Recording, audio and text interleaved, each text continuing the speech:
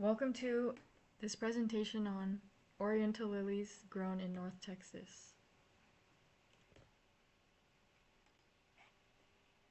For Mr. Roger the gardener and Dr. Hector Valenzuela.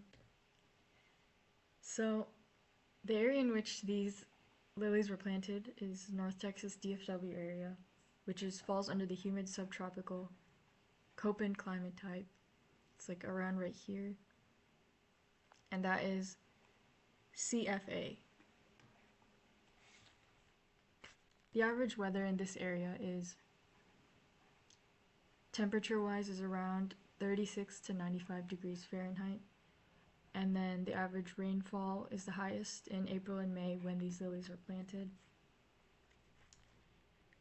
And comparing this to Oahu, Hawaii, which is tropical climate type AF or AM, with temperature variations from 60 to 80 degrees, which falls under monsoon rainforest, you would probably plant lilies at a different time. Definitely you'd have to plant them at a different time and make other changes there. And then London, where Mr. Roger lives, is a temperate oceanic climate type, CFB, which is actually still on this key here, the darker green,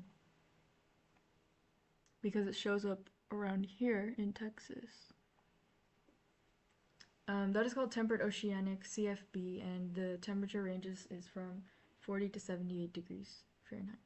And that kind of surprised me because I always thought London would have cooler temperatures than North Texas, cooler average temperatures. But considering the fact that it is kind of an island as well, I guess, maybe closer to the ocean, that makes sense. So, on this slide we're talking about hardiness zones, which gives you good information on when to plant your seeds or plants of any kind. So in 2012, the North Texas hardiness zone fell under 8A because the coolest average annual temperature was 10 to 15 degrees Fahrenheit. But in 2023, because of global warming, average annual temperatures increased, and the area now falls under 8B because the coolest average annual temperature is from 15 to 20 degrees Fahrenheit. It's a temperature change of 4 degrees Fahrenheit. And here you can see the hardiness zones of Hawaii, but you didn't include the UK. So this was a hardiness zone map on the bag of lily bulbs that I had bought. And as you can see, the map is kind of similar to the pattern shown on this map, but it's just more or less specific. So our area would fall under January to March, which is when I planted them, in March. But just for more helpful information, the hardiness zone is not based on the lowest temperature that has ever occurred in the past or might occur in the future, but rather based on averages.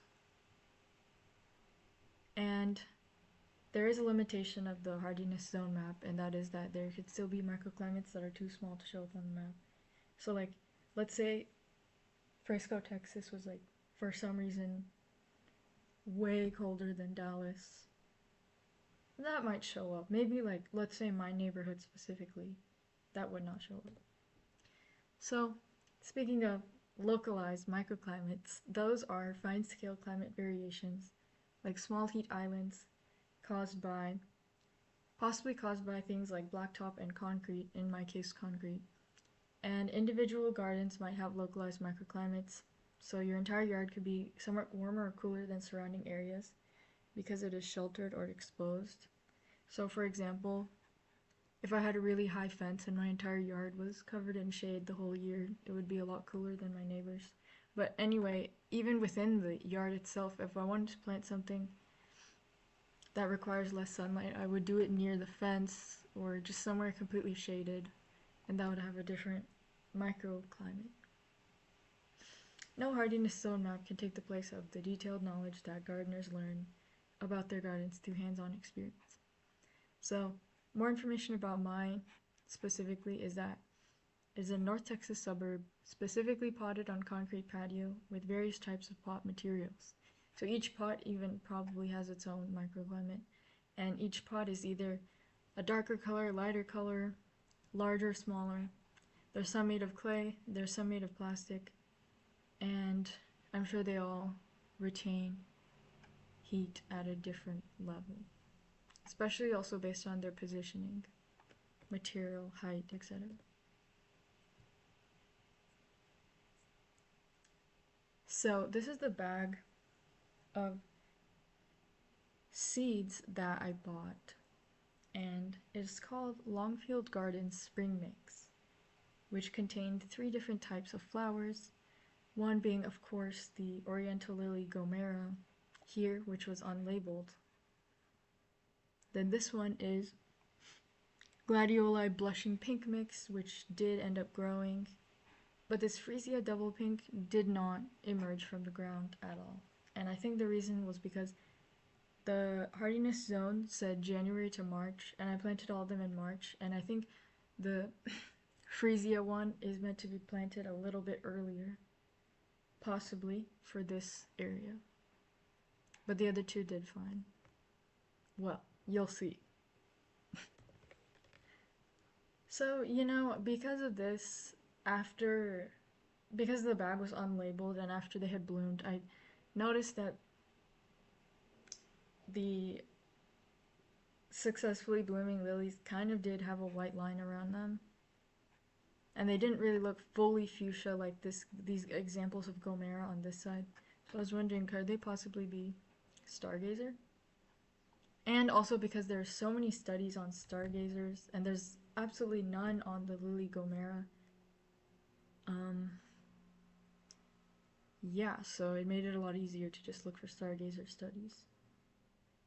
But who knows if they just look similar, or are they really, physiologically the closest relatives of one another.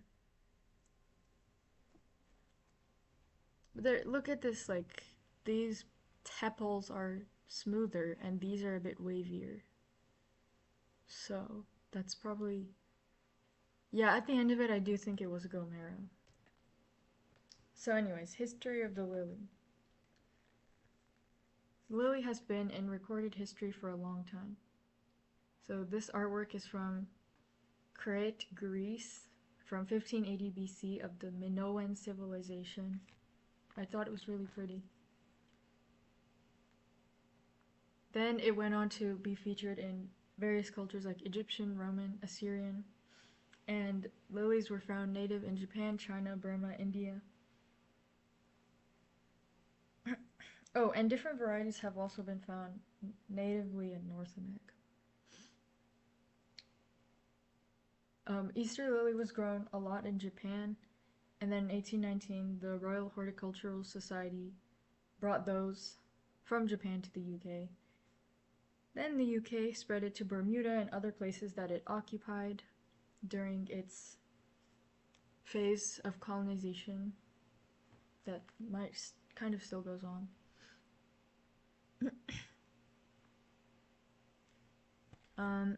And then to more recent history, the stargazer, which is the one in this picture, was developed in 1978 by Leslie Woodrow. He cross-pollinated an Oriental lily and Asiatic lily, bringing together the fragrance and shapely flowers of an Asiatic lily and bright colors as well as hardy habits of an Oriental lily. Since the flowers opened towards the sky, they were named stargazers. However, stargazer can also refer to any Oriental which faces upwards. Within 25 years, it became the most popular lily in the world and is used extensively in the floral industry, in flower arrangements and bridal bouquets. Stargazer set the stage for many of the beautiful lilies we enjoy today. And then after this, I couldn't find specific history on how Gomera was, how it was either a hybrid or how it came to be, But I found one website that mentioned it. It was on the same page as where they were selling the Gomera bulbs, and it said, first Oriental lilies were highly valued for their fuchsia pink color. In the beginning, the flowers were still on the small side, and the fuchsia was still surrounded by a white edge, which seems like a description of a stargazer, possibly. But lily breeders have managed to make the flowers much larger and to wrap them completely in the rich fuchsia. Sight implies the creation of the Gomera. So this kind of implies that it might be a daughter of the stargazer, or at the very least it came after the stargazer. I think that's for sure based on if you look at records of the title of Gomera coming up to be able to be sold. It was much after 1978. So considering this, and considering that there was no studies on Gomera specifically, just know that although lilies look and develop differently, they share a common biology. So as you can see here, all lilies grow like this. I mean, this picture, they're kind of facing downwards, but other than that, the structure and parts of a lily, the physiology, are pretty similar. Huh. So there's one called sepal, petal, and tepal. I thought these were called tepals. Anyways, you can let me know.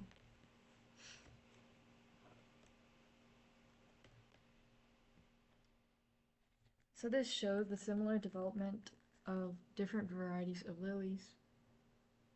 So again, we can kind of use information of one to inform the other, but with a grain of salt. Here is pictures of how and where the seeds were planted or what arrangement they took. This one with the heart, that's definitely the lily bulb. These were the freesia that never bloomed, freesia, and then I believe these are gladioli, and these are also gladioli. So I guess I don't have all the photos of where the lilies were planted, but it's because I didn't even know I was going to be doing this until much after. So these are just the photos I had just taken anyway. So, like, stargazers do best in full sun, 8 hours per day, but will tolerate part shade. They prefer morning light. Shady locations will cause these stems to get leggy and overly long, and require staking. So yeah, that didn't happen at all to my lilies, but it did happen to these gladioli, which was actually this arrangement right here. It ended up looking like this. Anyways, I mean, the light meter is used here, but it's full sun. It's a lot higher than 2000 lux, but that's as high as it goes. I think it's probably more useful in like a shady location. Soil.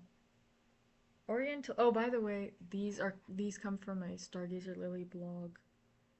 Oriental lilies such as Stargazer do well in any medium soil with average moisture. They prefer slightly acidic soils, 6.3 to 6.8, but grow fine in neutral soils. Feeding with an acid fertilizer helps them thrive in alkaline soils, and I very much have alkaline soil here. Although it is a potting mix, it follows a similar pattern as North Texas soil in general, which is that it is alkaline. 7.5 to 8 value reading on this pH meter, as you can see. So, the soil type in Frisco, Texas. North Central Texas soils are mostly alkaline with a pH level commonly between 7.5 and 7.8. And it is considered clay, which has a very low infiltration rate compared to the other types of soil. Meaning that we need to amend it with compost, expanded shale, or use raised bed gardens to have successful plants in our garden. Yes, and we can only use these plants that are not adopted, and lily would fall under the not adapted to soil conditions category because it does not grow well in alkaline soils. And it says here that you can more well regulate pH levels in containers, pots, or raised bed. Which should have been the case, right? So, this slide shows the materials that I used to fill the pot, and 1/3 of the bottom of the pot was filled with these leaves raked from my yard, so organic matter, and then 2/3 of it was this Organic Choice Miracle Grow raised bed and in-ground soil with compost for fruits, vegetables, flowers, herbs, trees, and shrubs. And this soil is neither clay nor loamy upon looking it up. It is made by a combination of local topsoil, so North Texas for this case, compost, peat moss, coconut coir, and fertilizer or additives, but they do not specify exactly how much or exactly which of these items is in it. But the fact that it used local topsoil might be why the pH of it was still alkaline, even though with having the organic material in it, like the peat moss, it should have been lower.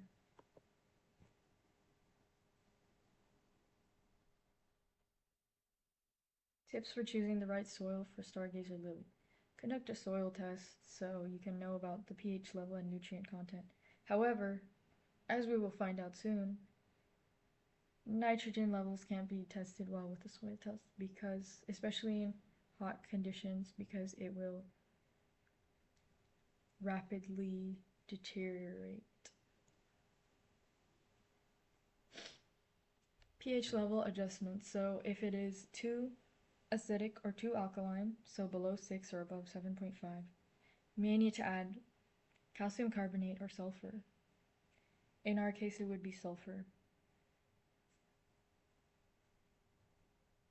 So if we have clay or compacted soil, which we do, we need to amend it with organic matter for improving drainage and enhancing soil structure. Adding compost, peat moss. Notice peat moss, which is supposed to be in our potting mix anyway.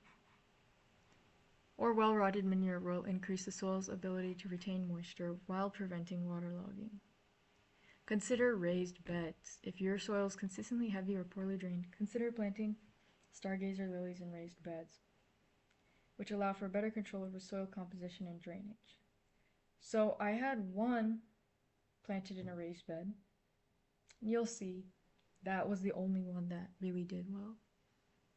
Mulch for moisture retention. This was Roger's recommendation, but it was too late at that point. They had already kind of died off. Mulching can help retain moisture, regulate soil temperature, and suppress weed growth. It also adds organic matter to the soil as it breaks down over time. Water.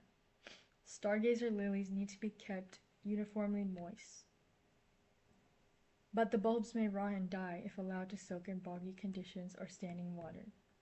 They should be watered whenever the soil becomes dry to the touch. These plants require about 1 inch of water per week through rainfall or irrigation. So, I believe my plants were quite overwatered. At the beginning, I would water them every day, which I think helped them grow. But at a certain point, it started raining a lot just by, just rain. And I would still sometimes water them a couple of days after that, even though they had definitely gotten more than 1 inch of water per week. Do not water overhead. I did water overhead. This can damage the blossoms. Mulching will help keep the soil moist. Yeah, also watering overhead can cause blight in cool and humid conditions. So this is the moisture meter, and this is after all the lilies had. If they were going to bloom, they bloomed, or if they didn't, they didn't. And it was over at this point, but the soil was still 8 to 9 on the soil meter, which indicates wet soil. It's past the little green section, which is 4 to 7. So frequently hosed at times and heavy rainfall probably contributed to this reading. And in different types of pots, there were different readings. So some of them were like, none of them were too deep into the red zone, but most of them were either blue or green. And this is the pot that actually had the most successful blooms, and even that is in the blue zone. Growth and development timeline. So I planted them on March 10th. And I didn't know I was going to be doing this, so I don't have like many pictures of them growing. But they did grow well at first, and by May 28th you can see they've already lost some leaves here and there, and some of them are doing quite well. Green and have all their leaves, starting to get buds. So yeah, these are their original locations where I planted them. Then a couple of days before June 9th, which is when the first bloom occurred, because a lot of the lily plants, other than the one in the raised pot, were yellowing and losing leaves, or even buds in some cases, I decided to move them each of them into small clay pots so that they would get their own space.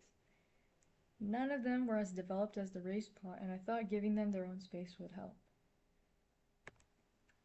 So you can see the arrow like from in a group pot to their own really tiny little pot.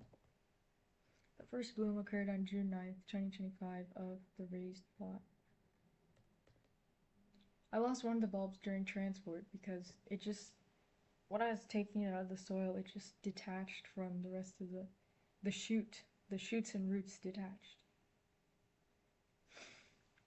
So I cut it and brought it indoors. It had a very tiny white bloom with no color post-harvest, which broke apart after I touched it once. So it looked kind of like this, but even like completely white, not even a little bit pink. The small, slightly colored blooms here occurred in the small pot. The plant had no leaves. More buds fell off, and none of the deeper green lily plants bloomed in the smaller pots. This was taken on June 9th, and then this was taken on June 11th, a couple of days later. So the second bloom occurs on June 12th in the same raised pot plant, and it has matched my latte. That's the only reason I took this photo, or else I wouldn't have a picture.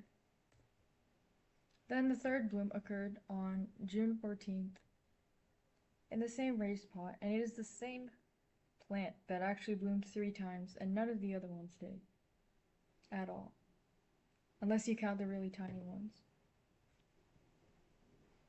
So at around June 16th, I researched root rot upon seeing the leaves and buds continue to drop of the other plants. And after discovering I had been overwatering my plants and after using the soil moisture meter, I removed the plants from the smaller pots and discovered about half of them had browning roots, indicating poor drainage or fungal growth. So I snipped off the brown roots and sprayed apple cider vinegar and baking soda. So that was to balance the pH, but my soil was already alkaline, so adding baking soda was not a great move. I repotted them. Less viable 3. So less viable means like they already have no leaves and they already seem like they're completely dead almost. And then the other ones still had their leaves and still had green buds, so it's still possible to save them. So those less viable 3 into one large pot altogether, and then the 2 more vibrant, verdant ones in the raised pot with this one.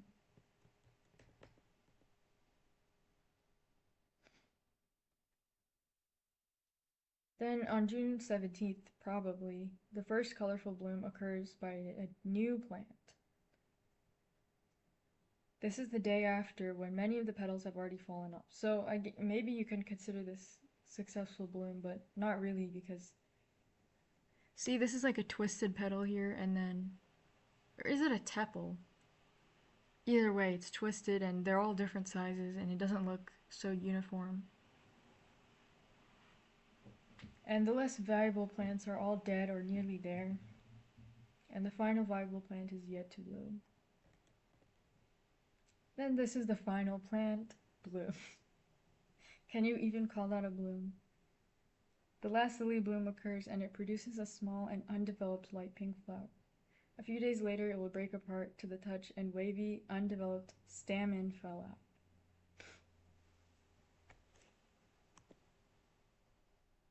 Well, it says current status, but that was in June 30th. Current status of lily plants, the two plants transplanted into the raised pot, are now losing leaves and turning yellow. The original raised pot plant remains green, so that's the only one that's still green.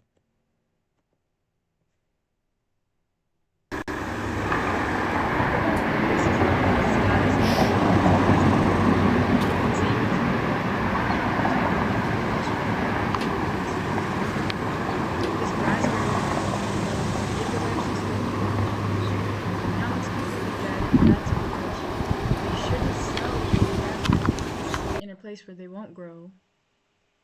North Texas, you can't really grow raspberries because it's way too hot. They still sell it here anyway.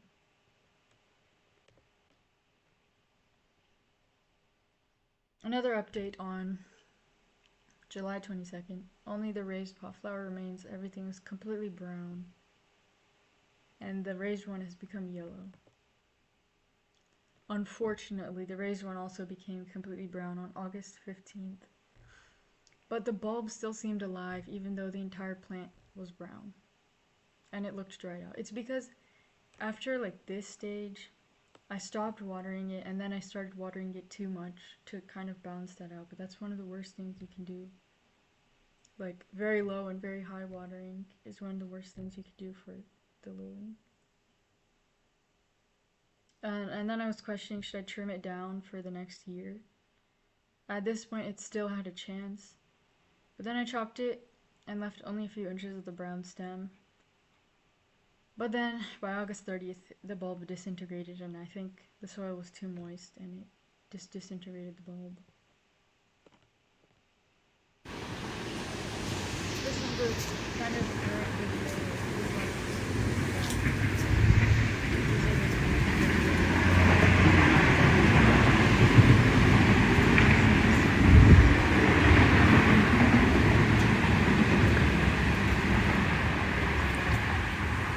More basil.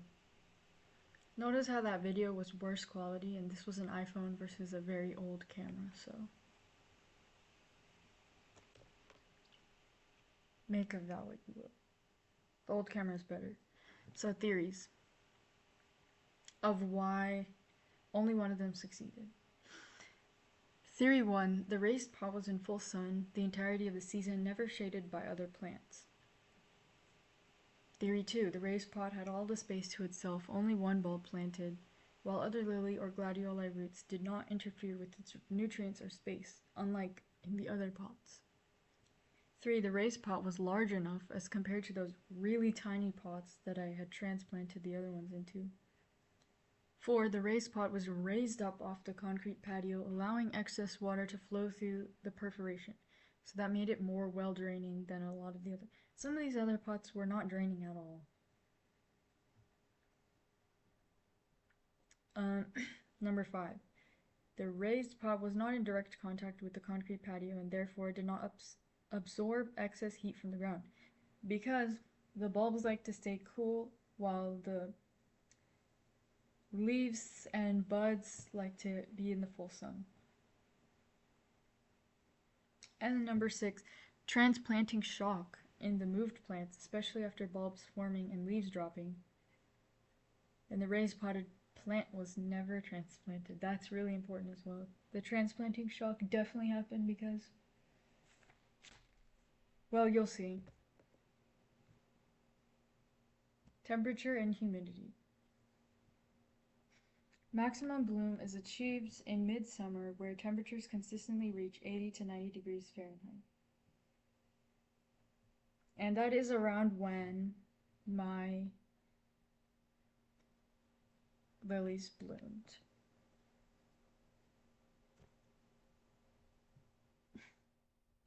When temperatures reached around 80 to 90. Okay, this comes from a dissertation from a researcher called Shannon. Growth and development of potted Oriental lilies with relation to temperature. Dissertation thesis 2009.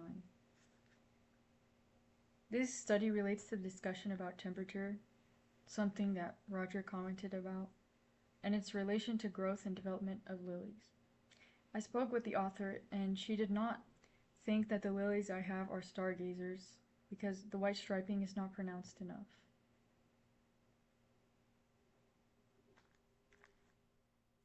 Some of the interesting findings from her study that I feel are somewhat relevant are that the average number of days from the last flower to bloom until the first flower to senesce was negative for 5 of the 8 varieties, indicating the first flower senesced before the last flower bloomed. That happened in my plant. As you could see, the first one had started to lose its tepals before the last bloom occurred. So this could be because warmer temperatures extended bloom time in comparison to cooler temperatures, but they also increased the rate of flower senescence. Temperature had a significant effect on the number of buds for stargazer, averaging 3.7 in the warm greenhouse and 3.1 in the cool greenhouse. So, although my lilies were not grown in a greenhouse, maybe the temperature can kind of explain some things anyway. And mine is not a stargazer. Still, maybe it's a little comparable. Perhaps the first flower would not have senesced in a cooler location, and they would all be bloomed at the same time. So temperature had a significant effect on the number of flowers for sunny cypress and stargazer. For stargazer, since I chose that as the comparative for the gomera, it had higher number of flowers in the warmer greenhouse as compared to the cooler greenhouse. So that's just interesting. For the sunny cypress, it was actually the opposite. Temperature, okay, here's something that can apply to all lilies. Temperature had a significant effect on finishing height for all varieties. In each case, the plants from the cooler location were taller than the plants grown in the warmer location, and there was a significant difference in the average finishing heights between both locations of around 6 centimeters. So if I planted mine bulbs in a cooler location, they might have been taller, but I'm no interest in having them to be taller, just that the fact that the blooms didn't succeed and the fact that they were dying out.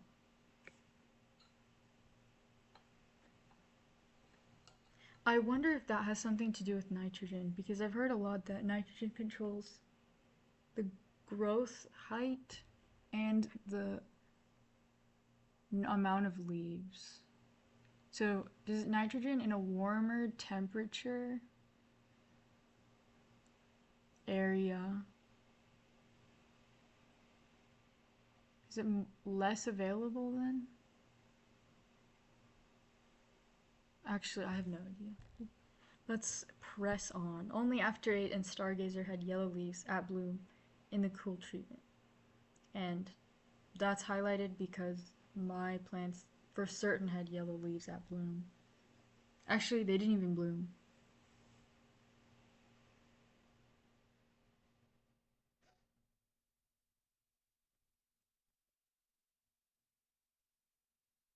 So here are some of the further research questions from Shannon's dissertation. First, does flower longevity actually relate to the temperature that the plants experience during cropping, or is it just a coincidence? Mainly, why were the plants in the cooler treatment with the lower DIF? DIF stands for differential temperature taller than the plants in the warmer treatment. So usually it is the case that um, plants that experience a warmer daytime versus a cooler nighttime temperature are taller. And that wasn't the case in her study. Further exploration into the bud count and how it relates to temperature would be interesting. It is surprising that warmer temperatures would increase flower bud formation, specifically on a lily that is the industry standard stargazer.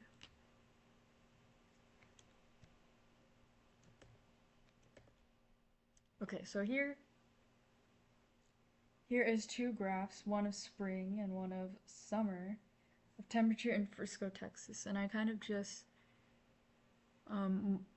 squished the summer one next to the spring one to match the scales so that like the number reading matches up and it kind of forms a smooth curve because their lines are matching up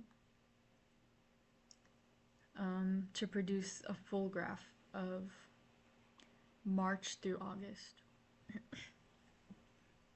So yeah, as I said, when the temperatures were around 80 to 90, which was like in June, that's when they bloomed. Could relate to that, or just because it had enough time to grow. Probably both.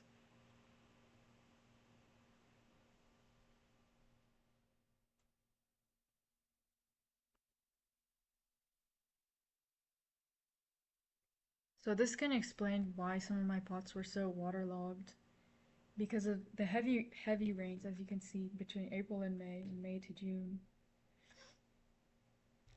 And plus I was still sometimes hosing them at this point. You can see the graphs kind of line up here, April to May.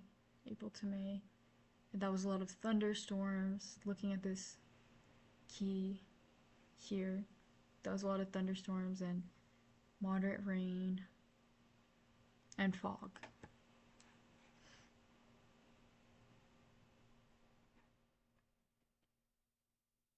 So the most common weather observed during the time from March to June were fog, drizzle, rains, thunderstorms.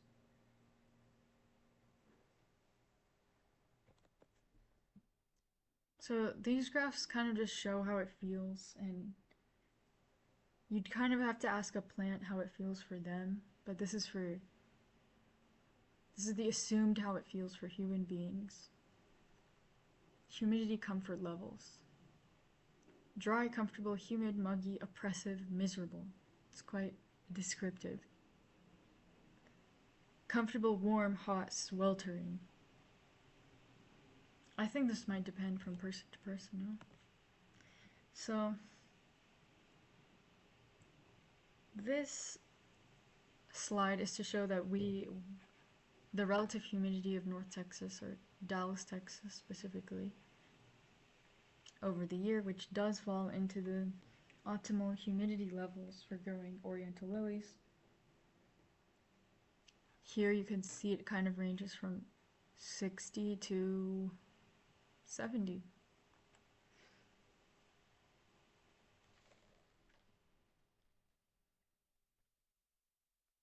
And here in this graph, or this map, my location is around right here, which falls into the dark green, 35 to 40 inches per year, mean annual precipitation. Now if you compare that to Oahu, Hawaii, that their mean annual precipitation is 22 inches, which is less. A lot less. Again, shocking. I thought it rained a lot more in tropical areas, but apparently not. And London is 24 to 28 inches, still less than North Texas, which is, again, very shocking because I always thought London was very rainy. There's even a song that's called London in the Rain. It's pretty good.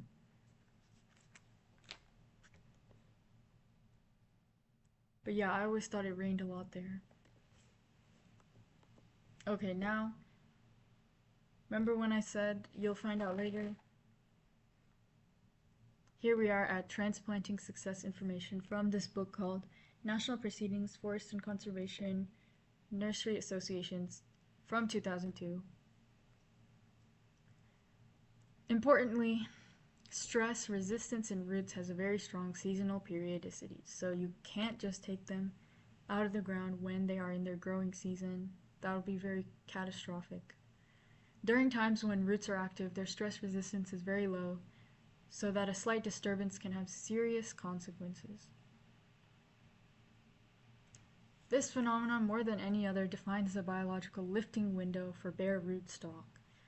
So, the first time I transplanted them, they weren't bare rootstock, but the second time, they were bare rootstock because I purposely removed all the soil, washed it off, added the apple cider and baking soda, trimmed the roots, just adding so much stress to them.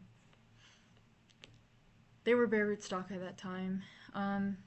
Container stock is less troublesome to move because roots remain protected in a plug of soil, assuming that the plug remains on the roots, so they suffer much less direct exposure to stress. So if you really have to move them during their growing season, which you definitely shouldn't, but if you really have to, then you need to add the container plug of soil. However, no matter how well the transplant production processes are managed, root pathogens can trump successes at nearly every point. So two of these root pathogens that will come up a lot for Oriental lilies is Fusarium sp and Pythium sp. And some ways that they can infect your plant are non-sterile container media, equipment, trays, and greenhouses. So the ones that apply here are non-sterile container media and equipment. So like the shovel, the container media would be the potting mix. But I assume the potting mix would be sterile.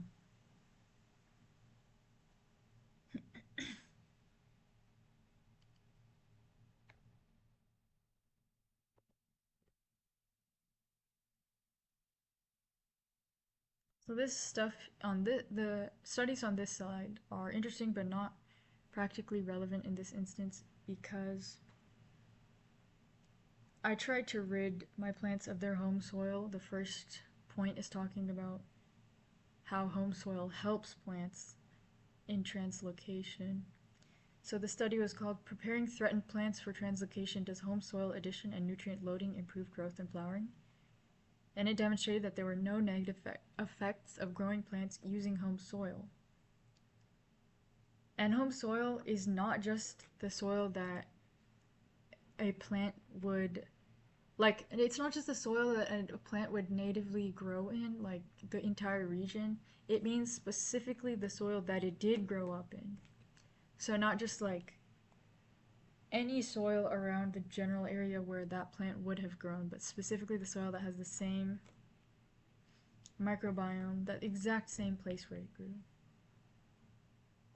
Despite a lower nutrient status than standard propagation medium, translocations, particularly reintroduction or augmentation, should consider home soil treatment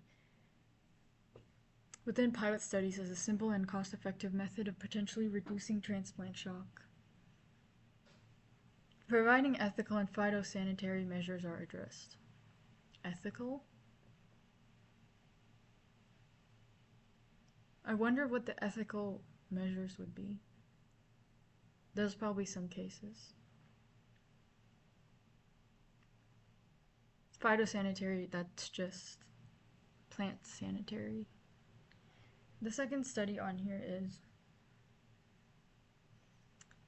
about humidity. So increasing humidity conditions help keep the stomata open to maintain photosynthetic process and minimize evaporation process of plants. So this study was not specifically about lilies either, but I'm sure it applies.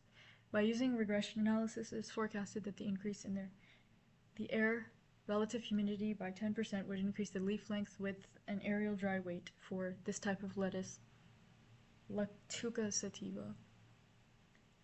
Specific percentages won't necessarily carry over, but Also, another reason why this doesn't apply is because I can't change the humidity of just the air in general, and this data was from greenhouses. And we actually don't know for sure that increasing humidity would help an Oriental lily. I just assumed so because it was a general trend for plants. So, Frisco, Texas air average humidity, or ambient average humidity, is 66%, highest in May, lowest in July. Oahu's is 60%, highest in January, lowest in June. Again, why is it lower in a tropical area than Frisco, Texas? And for London, by the way, I'm not sure if you really live in London, but I just used the biggest city in um, the UK. Anyways, so for London, it's 80%, highest in November, lowest in April. That makes sense with the stereotypes of it raining all the time. Okay, so this is about fertilizer with conflicting information for the Oriental lily. These were taken from various gardening websites, research studies, and journals. So the first source is saying that the best fertilizer would be high in phosphorus and low in nitrogen. Phosphorus is important for root development and flower production, while nitrogen can encourage leaf growth at the expense of flowers. So they recommend NPK of 5-10-10 or 10-15-15. Next source is also recommending 5-10-10 or rose food formula, applied when sprouts begin to emerge and just as flowers are opening. And they recommend low nitrogen again because high nitrogen would cause nice leaves but poor flowers, growing too fast from hydrogen fertilizers weakens the bulb's overall health. Third source is saying slow release fertilizers are not necessary to feed lilies unless your soil is poor and you want to raise super show lilies. Too much nitrogen can produce lush leaves but weak stems. And heavy nitrogen in hot, wet areas can set the stage for bulb rot. Another source is saying, recommending, this was the journal, I believe, and it was recommending 10-20-20 NPK.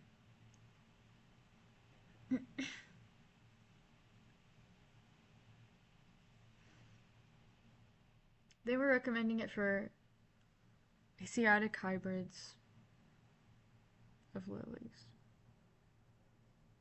which increased the flowering percentage to 50% from 25 in comparison to conventionally raised bulbets. So again, these first four are mainly recommending 5-10-10,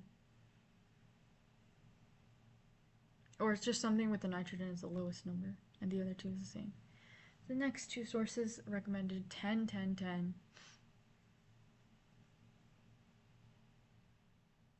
So this one was a Stargazer Lily blog, and it recommended 10-10-10 fertilizer or an acid fertilizer such as one designed for azaleas to help Stargazer thrive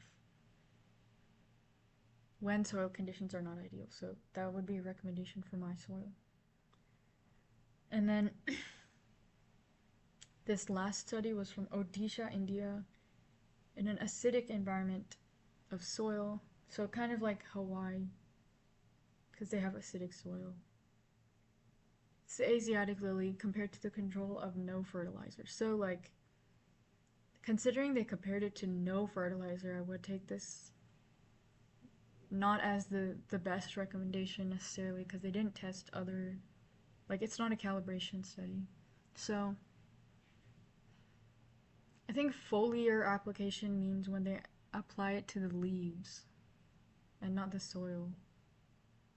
But yeah, they found that this 10-10-10 increased plant height, number of leaves, plant spread, and many other parameters.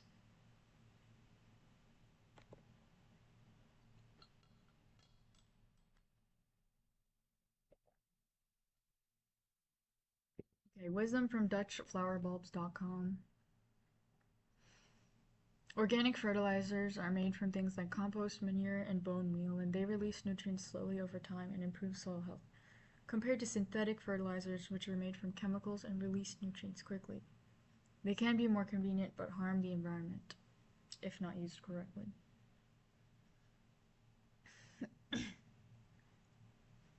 So some natural ways or homemade ways to make fertilizer are eggshells, which add calcium, coffee grounds, which add nitrogen, phosphorus, and potassium, and Epsom salt, which add magnesium and sulfate. So Epsom salt lowers pH very slowly and slightly over time, so that could be something for me to do. Coffee grounds, manure, sulfur, and compost work, but release gradually, taking months to years to lower soil pH. So similarly to Epsom salt, it will take a while to create the ideal habitat for the Oriental lily. Okay, so this study is from 1998. It's called Effect of Nitrogen and Potassium Application on Growth, Flowering, and Base Life of Asiatic Hybrid Lily. This picture is just so beautiful with really bad camera quality, but it looks like art, like abstract art or something. Aspects that were significantly impacted by the nitrogen treatments, according to the study, were the plant height positively, number of leaves increased, water uptake decreased, fresh weight increased. So fresh weight includes water content of the plant post-harvest. And the water loss decreased. And then significantly impacted by potassium treatments were flower diameter increase, bulb weight increase, plant height increase, and number of leaves per plant increased. The recommended dose application then is 2 to 3 NK. So they do want a lower nitrogen amount than potassium here as well. These results are from one study. Others show varying results, and these are not universals. Even from a similar time frame, 1998, the author themselves included that other studies showed different ideal dose applications from different studies. And this is interesting, but it doesn't 100% carry over to Oriental lilies. This is for Asiatic hybrid lily. Who knows how much or how little this would apply.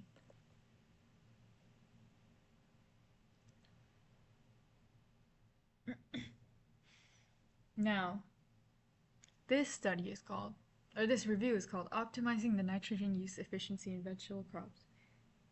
And it was written by Dr. Hector Valenzuela. This took a very long time to read, because it was pretty long. Okay. So some roles that nitrogen plays is photosynthesis, root growth, flower formation, lifespan of a plant, stomatal activity, transpiration, plant defense, stress response, and other things. So flower formation, this kind of contrasts with other sources, but I think the author is speaking more generically, and the flower formation with regards to nitrogen was for Oriental lilies specifically. Those other sources, if you remember, they said it actually harms their flower formation. But I guess it's not saying positively here either, it's just saying that's a role that it plays. So maybe like after a certain amount, it decreases the flower formation. So yeah, it's not necessarily a contradiction anyway. Okay, so nitrates should represent 25 to 50% of fertilizer. Oh, but this says especially on sandy soils. So I have clay.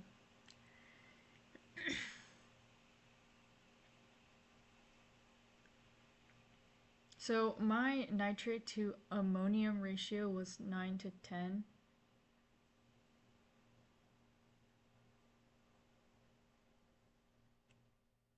and this ratio has an effect on the uptake of other mineral nutrients. A higher ratio of ammonium may reduce the uptake of calcium, which may cause some physiological disorders. Calcium is important for lilies.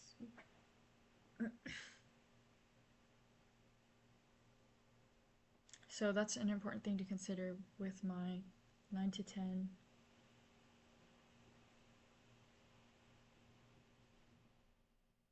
Which is a higher ratio of ammonium. But the thing is, North Texas soils are already high in calcium, which we will see later. But yeah. So I don't think calcium was necessarily one of the problems, personally.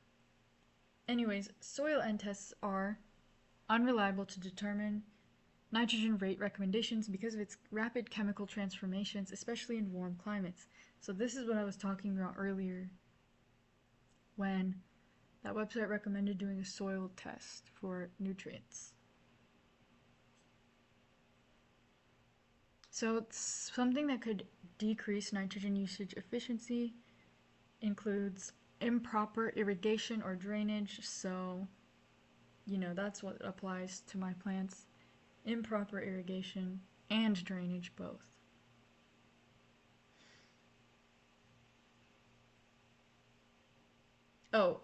For the nitrogen, what you can do is do calibration studies, which was what was done here. At least some of the studies I included are definitely calibration studies, so that is what you can do.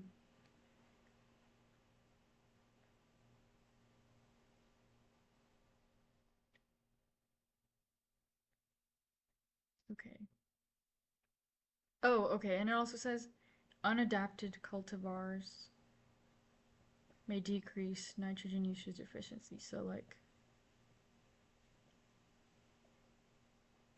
the Lilium gomera, the type of soil that it was planted in, does that count as an unadapted cultivar? I know for sure the raspberry plant is not adapted for North Texas. So, what do you mean by unadapted cultivar exactly? Anyways, another point is that plastic and organic mulches may be used effectively to improve both water usage efficiency and nitrogen usage efficiency, which is something many sources have said, many gardeners have said.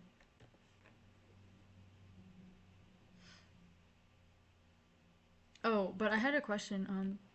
Do plastic mulches release micro or nanoplastics? Because that can play a negative role then.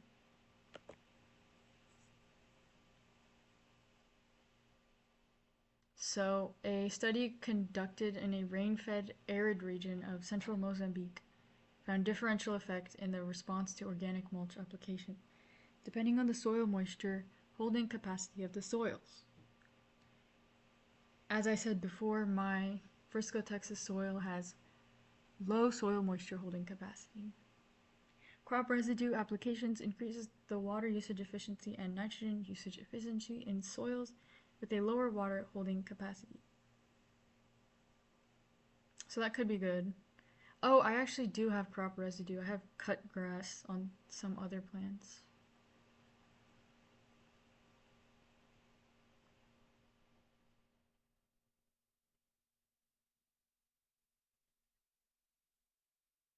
But the water holding capacity, I would hope that doesn't apply to the soil, the potted soil, because I used a potting mix.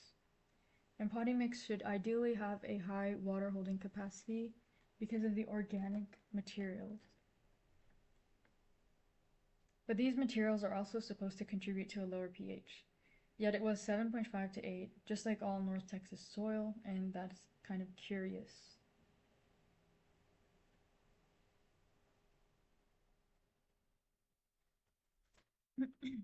Organic mulch. Oh, we weren't here. Okay, high soil nitrogen levels may have an adverse effect on the uptake of potassium, boron, zinc, and that is important because lilies really need potassium and boron. I don't remember about zinc, we'll see in the next slide. But and high levels of potassium or magnesium may reduce the uptake of nitrogen. Under high nitrate levels or under high ammonium levels or high nitrate deficiency, there's a reduced cation uptake of potassium, magnesium, and calcium, while there is an increased anion uptake of phosphorus, sulfur, and micronutrients.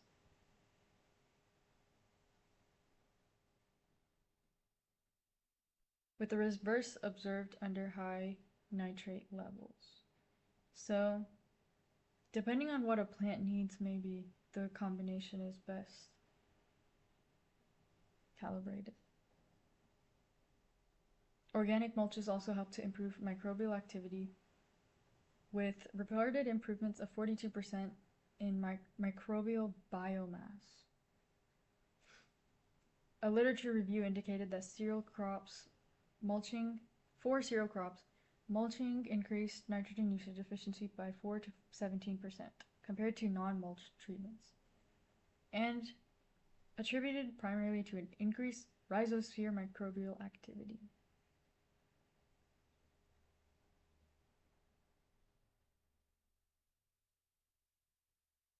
So another thing that was mentioned in this review, optimizing the NUE in vegetable crops, was that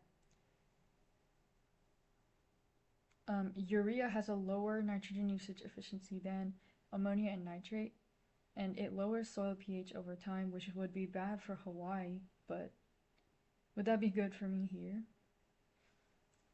It rapidly volatilizes ammonia.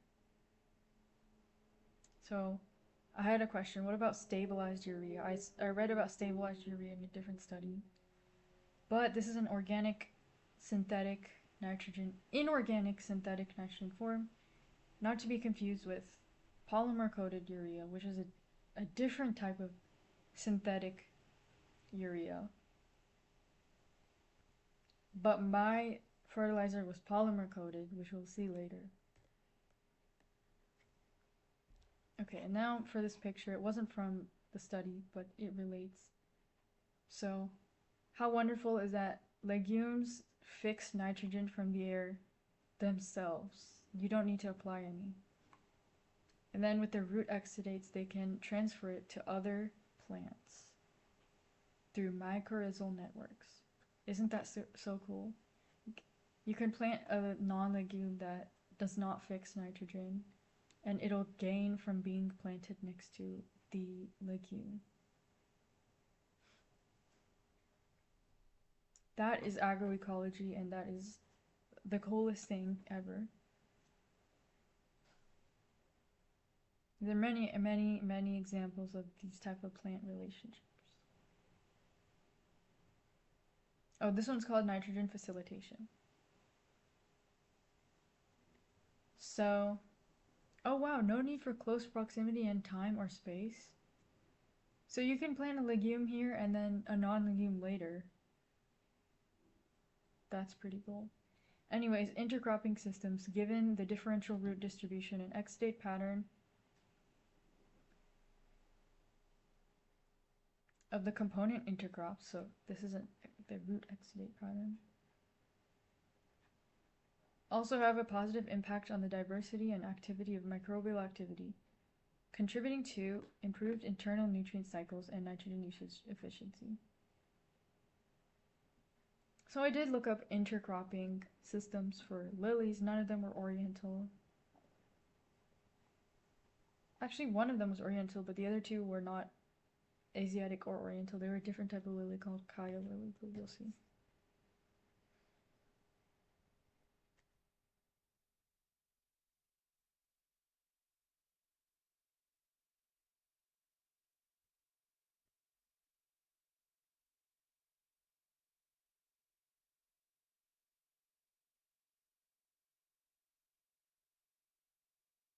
Oh, I forgot to mention here that bud formation and leaf health were poor in my plants, other than the raised lily. So this could be nitrogen or potassium problems due to the waterlogging. Is that why? Like, does the waterlogging cause a low uptake of nutrients, or is it just like a different mechanism?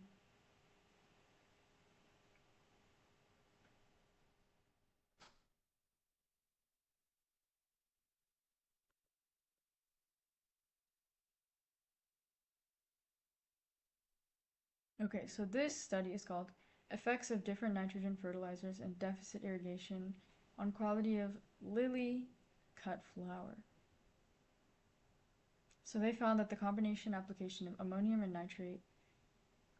nitrogen fertilizers had a higher plant height, larger flower numbers, longer vase span of cut flowers, and higher contents of soluble sugar and soluble protein in leaves and tepals,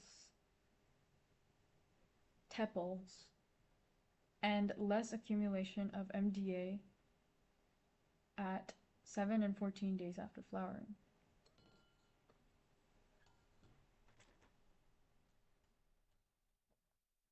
This was in comparison to only ammonium nitrogen, only urea, only nitrate nitrogen, and urea nitrate nitrogen, and then control, I think. So this here is the urea structure, little more complex. Oh, and this is the type of flower they used in their study.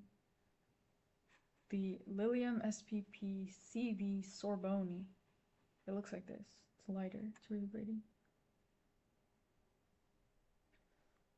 So this was a calibration study.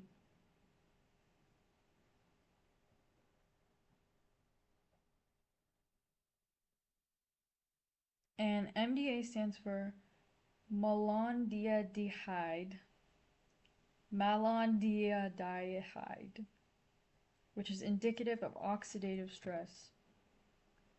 In plants, it leads to cell death, impairs protein function, and messes up mitochondrial cells. In human beings, this MDA accumulation is a similar thing because we both have mitochondria, plants and humans. So it causes Alzheimer's, Parkinson's, heart disease, diabetes, inflammation, and it can be caused by smoking, pollution, UV light, and too much exercise. Which, that all leads to oxidative stress, the smoking, pollution, UV light, and too much exercise.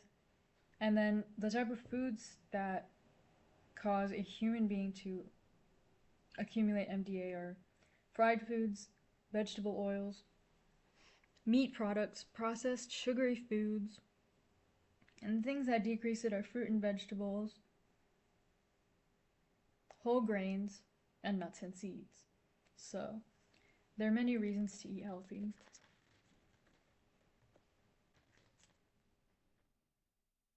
Oh, and plants, it is caused by drought, heat stress, heavy metals, pathogens, wounding, which increases the presence of reactive oxygen species and leads to the oxidative breakdown of membrane lipids, which is oxidative damage.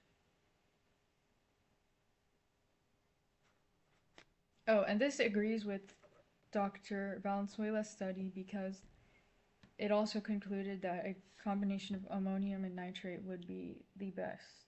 They also did not recommend urea, and this is specifically for Lily, Lilium Sorbonne.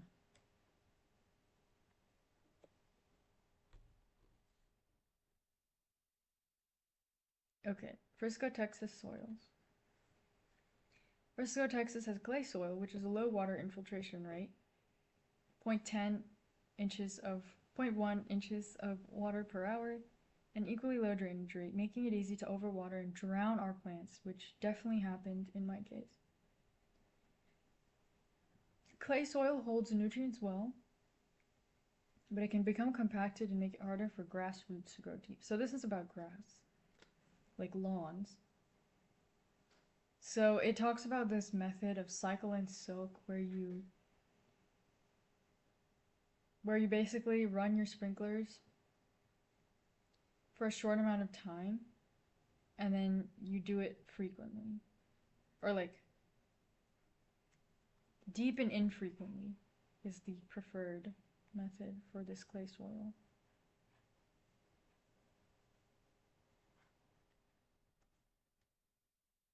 So cycle and soak, from what I understand, is like turning on your sprinklers for a short amount of time, letting that infiltrate, and then take a pause of like an hour or something, and then do that again, and do it again and again for like a certain amount of time. But then don't water your lawn again for a while, and then you repeat the process. However, like I said previously, potting mix should have a higher infiltration rate than the Texas clay soil, anyways.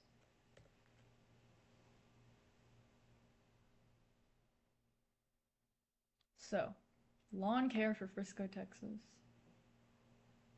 This is all about Frisco, Texas soils. The pH, again, for Frisco lawns is around 7.9, slightly alkaline. Okay, so it's slightly alkaline. That answers my question from before.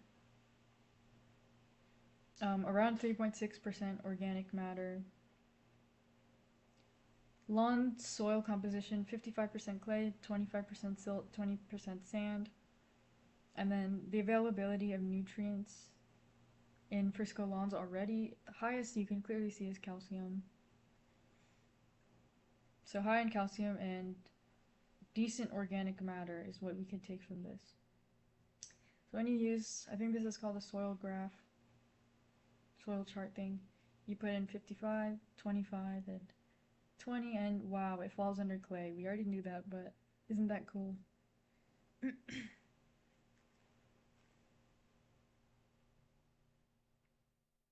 Okay, so a portion of the Blackland Prairie ecological region of Texas extends into the eastern portions of Denton, Hill, and McLennan counties of north central Texas, which is where Denton is where we are falling. The region is underlain by Upper Cretaceous marine chalks, marls, limestones, and shales, which gave rise to the development of the characteristic black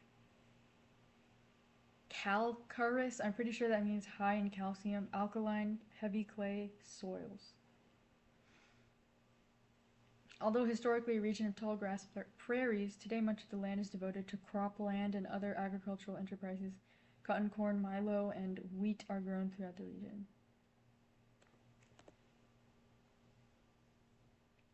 So this study is called Nutrient Uptake and Partitioning in Oriental Lilium. So the most demanded macronutrient of an Oriental Lilium was potassium, followed by nitrogen and calcium. While zinc and iron, okay, so it does need zinc, answering my question from before. And iron were most demanded micronutrients. At the end of the season, most of the iron and potassium, phosphorus.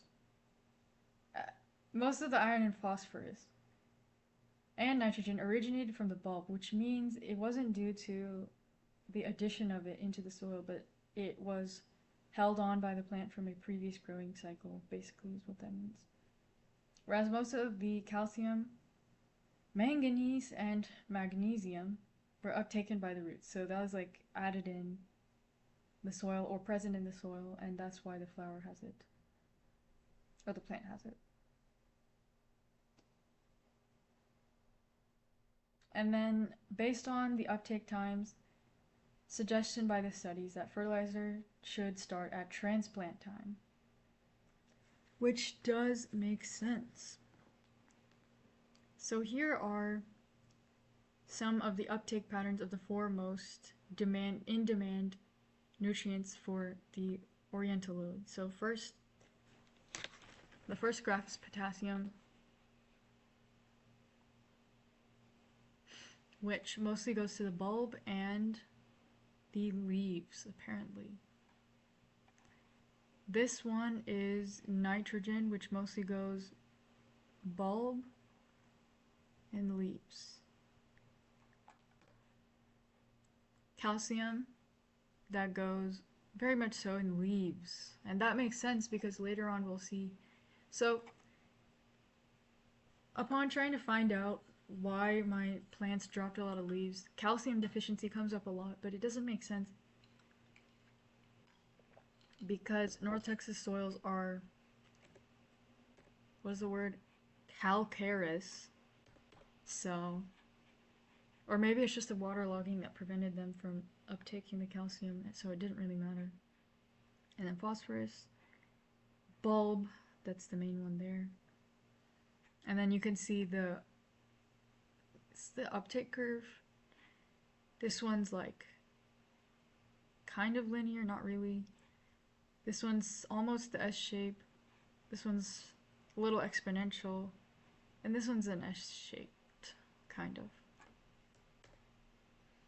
Okay, here we go. Taking your advice. Intercropping lilies with various plants. Intercropping specifically is done for economic reasons. We will get into companion planting, which is more for symbiosis and plant relationships. And that makes more sense in this context. But I also looked into intercropping. So the cases are Kaya lily and rubber trees, and Lanzhou lily and taro. And there's two studies I saw for the first, and then one for the second. So Lanzhou lily is a same name for tiger lily, I think. Hold on, is it? It may or may not be. We'll answer this question as we go on. But this is what it looks like. And this is what taro looks like, which is like a root vegetable. I've never had it. I kind of want to, though. And then this is Kaya lily, and this is rubber trees. So I've seen Kaya lilies a lot in displays on tables recently, actually. Oh, and I think this lily was inside a bouquet I got. Anyways. Findings. Negative or mixed results for nitrogen usage efficiency, soil microbial diversity, and fungal growth. In all cases, in the two studies for this and the one study for this. The Kaya lily roots adapted to compete with the rubber trees. So that's interesting to know about the resilience of certain plants. Oriental lilies like Stargazer are sensitive and require a lot of their own space. They bring in a lot of money and are grown in monocultures, as pictured here in a greenhouse. This is a huge greenhouse. Perhaps a new area of research for low-input horticulture is intercropping lilies. Maybe, but considering the results of these two, maybe not. Now this is all about companions for the lily. This is more relevant to someone like myself or a gardener, because it's more about growing the lilies well instead of having the hugest yield possible and being the most economically efficient. So this might bring in other good qualities, which it does.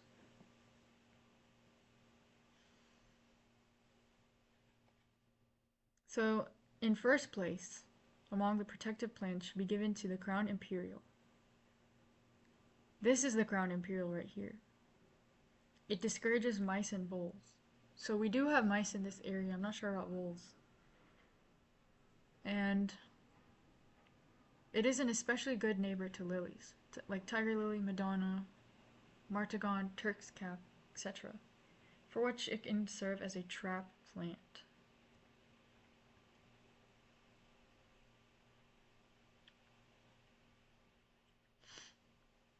Lilies require shade at their feet and should not be grown together.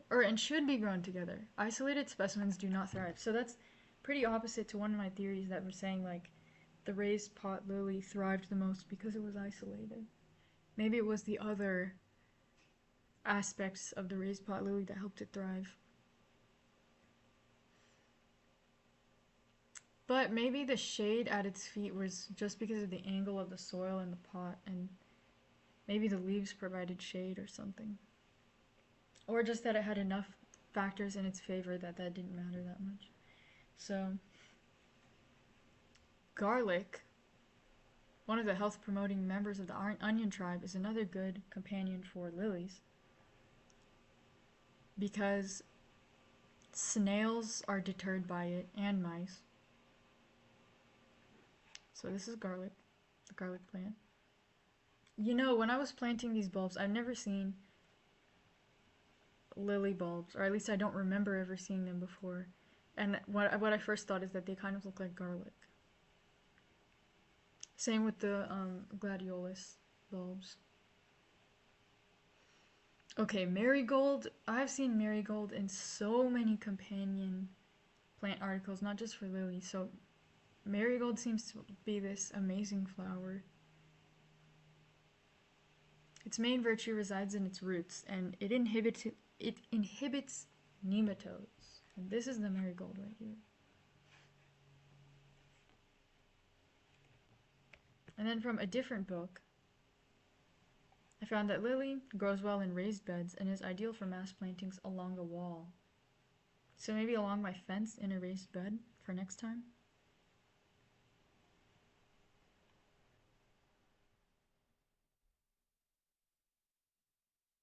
These two,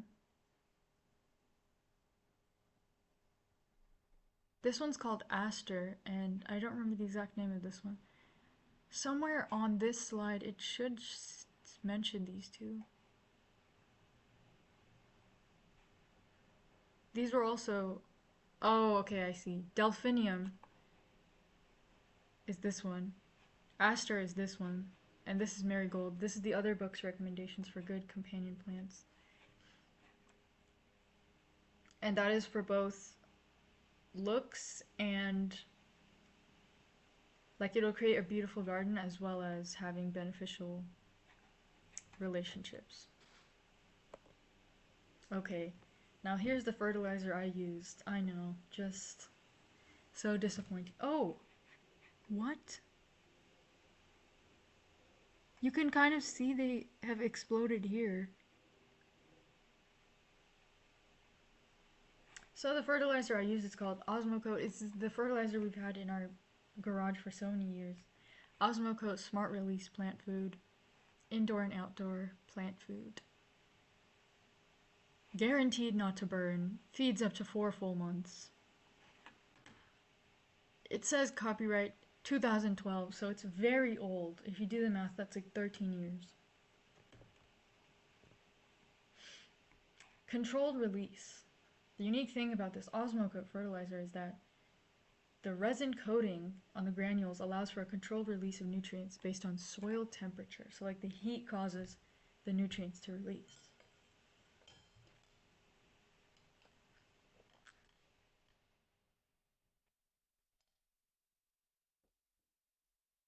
And you can see here, the NPK ratio is 19:6:12. And then the ammonium to nitrate ratio is 10:9. Because ammoniacal nitrogen is 10% and nitrate nitrogen is 9%. So I added a couple of pellets per week rather than a large amount initially when sowing as the bottle recommends. So I didn't even read this before using it. I didn't read anything about how to be planting lilies properly before doing any of this. But if I had, then I wouldn't have done this amazing study.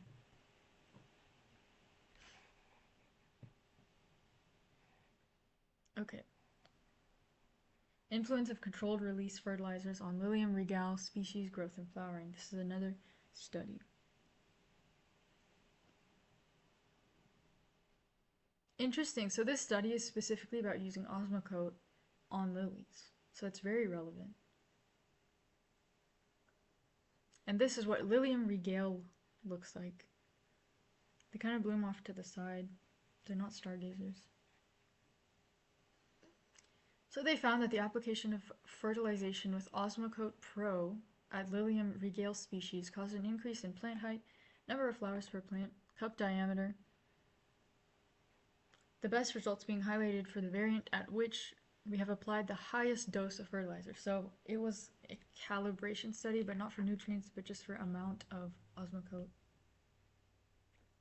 They also observed an increase in the total content of assimilating pigments, the content of chlorophyll type A and B, and they found that plants' fertilization was positively correlated with the enzymatic activity. So increase in enzymatic activity was seen and a decrease of superoxide dismutase activity. So superoxide dismutase is like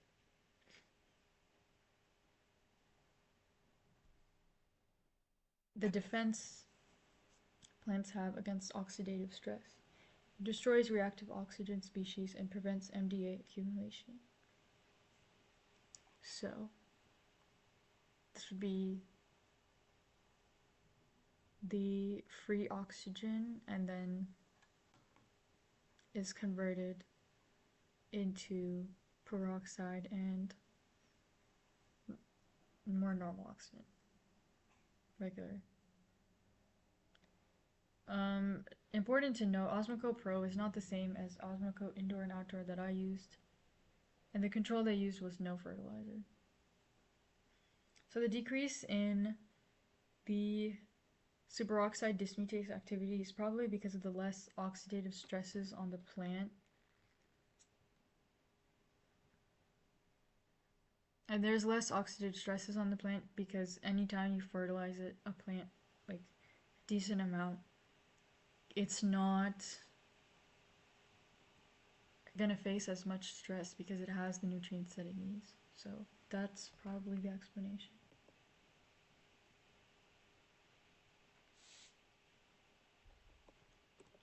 Okay, here's another study called The Effects of Temperature and Time on the Solubility of Resin-Coated Controlled Release Fertilizers Under Laboratory and Field Conditions. The release rates in water of 3 resin-coated controlled release fertilizers were determined at temperatures in the range 5 to 45 degrees Celsius. I'm not sure about 5 degrees, but 45 degrees Celsius is around like 110 or more degrees Fahrenheit. So they compared Nutricote, Osmocote Type A, and Osmocote Type B, which all have different levels of NPK and different. Oh, they're all meant to be released in over 8 to 9 months.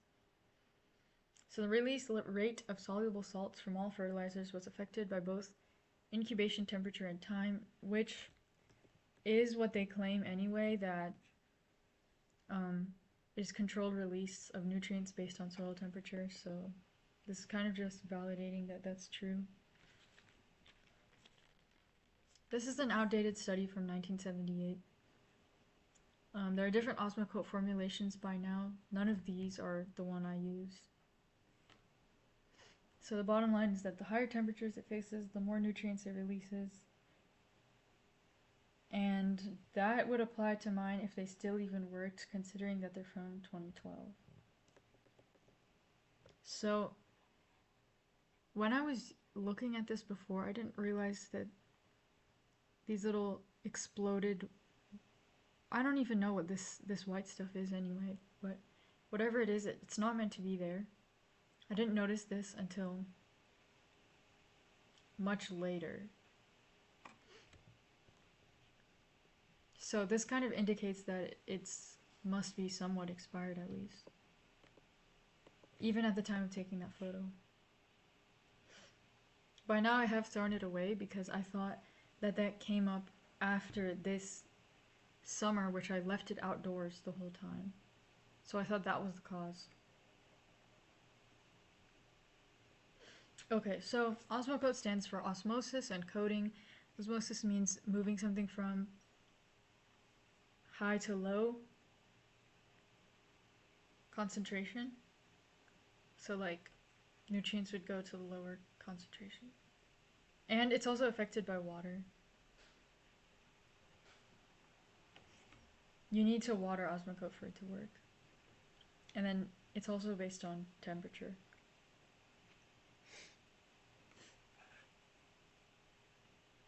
So traditional fertilizer and this is talking about non-organic, will release some nutrients due to volatilization and denitrification.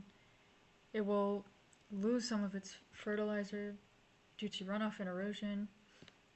Some of the fertilizer will leach and immobilize. And the plant uptake is only 40 to 60% of the fertilizer that you apply. This is generic. And it's clearly used to advertise a coated fertilizer anyway, but controlled release fertilizer, water permeates through the coating and dissolves the nutrients. And so the plant uptakes over 90% of the amount that you apply. They claim that the right amount of nutrients are released into the soil where the plant absorbs it. I believe this came from a website where you can buy either Osmocote or a different brand, so of course they would talk about the benefits. So now comparing organic and chemical fertilizers. Chemical fertilizers directly, they're a much quicker process. They feed the plant nutrients directly. But organic fertilizers feed the soil. They may be in the form of organic matter, which leads to soil having more nutrients, which leads to microorganisms breaking them down and releasing the nutrients to the plant. But it overall feeds the soil and makes it healthier for a longer time. Feeding the plant, you'd have to do this every single time. Okay, does fertilizer or plant food expire?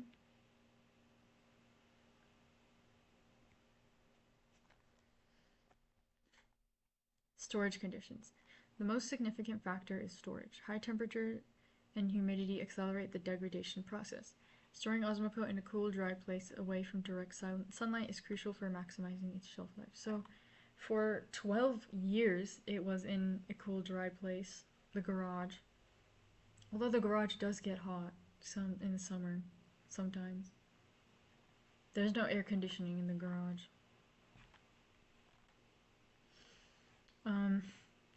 There's no hard expiration date for Osmocote, but manufacturer recommendations often suggest 3 to 5 years.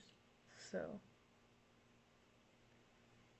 that is a lot less than the amount of years that passed.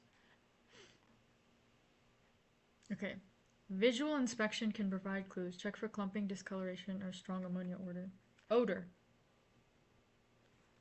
There wasn't a clumping, discoloration, or a very strong ammonia odor when I first looked at it. At least I think so. So this photo was taken after the Osmocote had been sitting out for around 2 months. But when I looked at it more recently, it had been sitting around maybe 5 months or more, and it had a lot more of these white clumps. I suppose I didn't notice it when I took this photo. So I'm not sure if it had it even before I planted. I don't think it did though.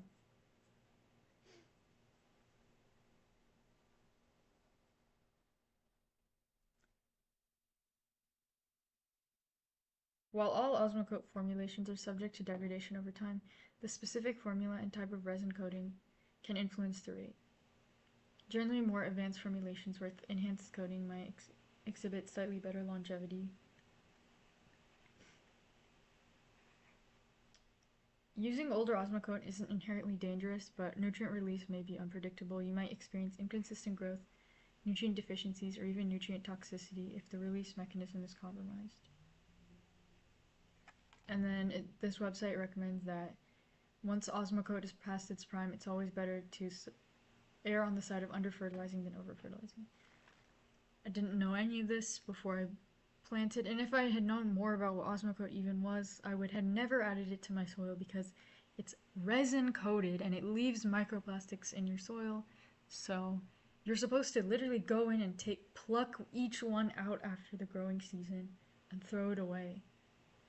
How are you supposed to do that? Anyways, this information came from a strange source. It came from a product review blog with affiliate links.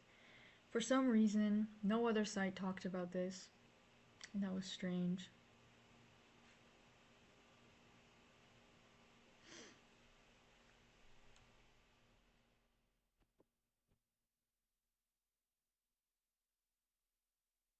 Okay. Concern regarding Osmocote and other similar fertilizers. So this first question and answer is from a home improvement retailer site.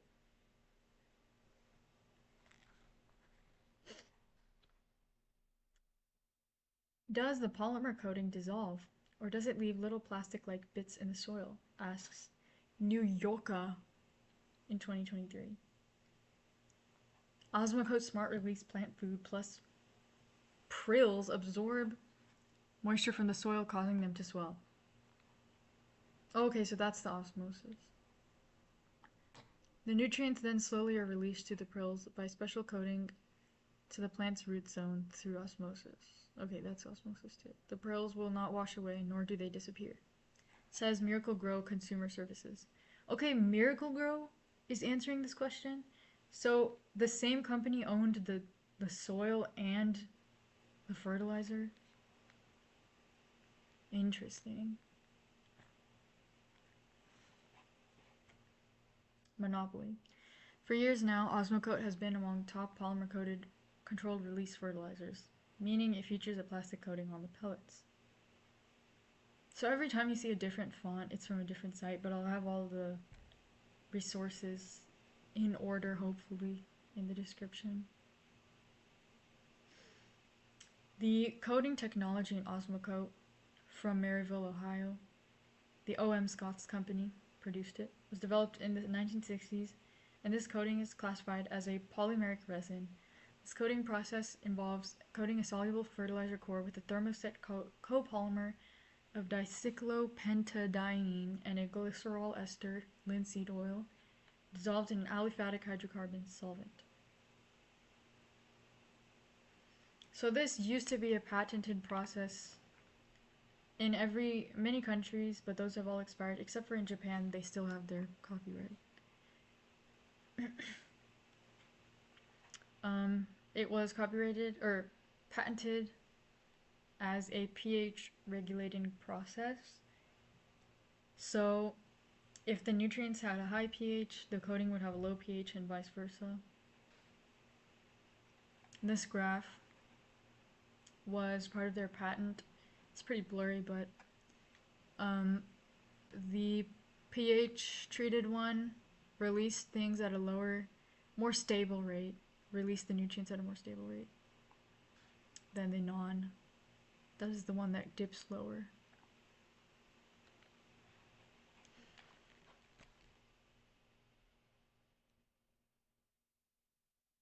So this plastic coating is made of a polymer resin, a soft liquid plastic that creates a semi-permeable membrane between the nutrients and solvent factors such as water, soil, etc. So that is what gives it that controlled release ability. Since plastics are naturally non-biodegradable, we don't expect synthetic resins to be biodegradable. Unfortunately, the polymeric resin coating on Osmocote doesn't biodegrade and it's usually recycled carefully to prevent the release of toxins into the environment. So how are you supposed to go into your soil and pick out every single little Osmocote granule? That's actually extremely inefficient. If you include that, their whole advertising campaign goes down. You have to go in and pick every little Osmocote out of your soil after the season's over. Seriously? And I haven't done that yet. It's still in there. I probably should though, for the sake of the next plants.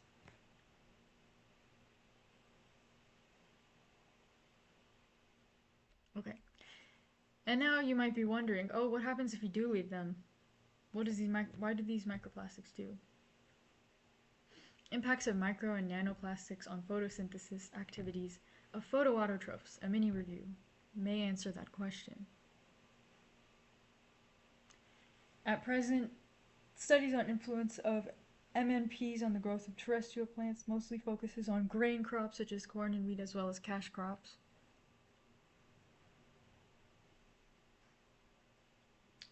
Which have found that sub-micrometer and micrometer sized plastics can penetrate plant root and be transported from the roots to the shoots.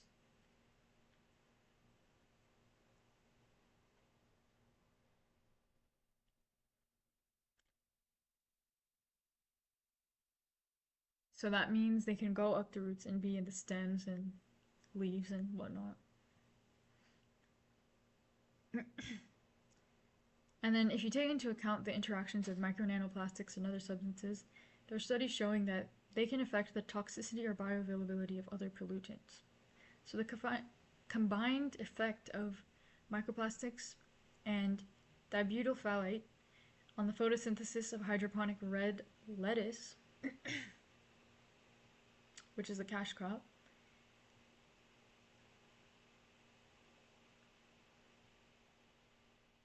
and the bioavailability of DBP before and after the addition of polystyrene, which is PS, showed that the PS can affect the bioavailability of DBP. So the PS would be the microplastic in question for this study. Another study found that adding a low concentration of microplastics with arsenic can reduce the negative effects of arsenic on rice. But the impact of arsenic became higher than the application of arsenic alone under the adding of a greater amount. So 0.04 grams per liter versus 0.2 grams per liter. That would be the small and the large, low and high concentration of polystyrene or polytetrafluoroethylene.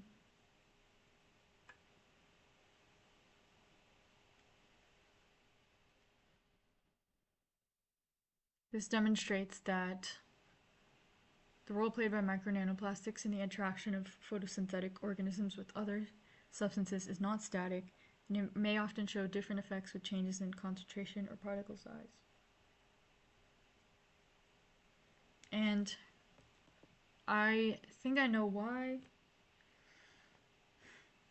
but before getting into that, polystyrene is a compound that's prevalent in consumer products, and it adsorbs to pollutants like DBP and arsenic.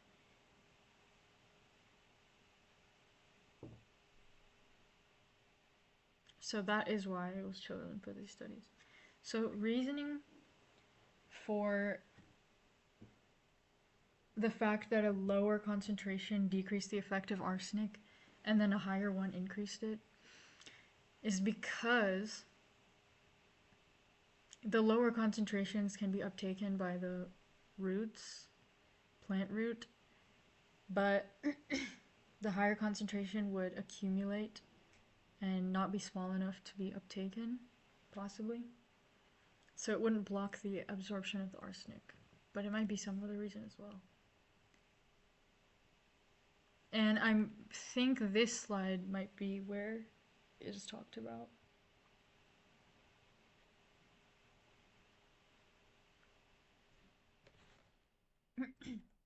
Okay, so these two diagrams are the potential impacts of microplastics on aquatic photosynthesis and terrestrial photosynthetic organisms. So this would be the picture more relevant for the osmocote on lilies.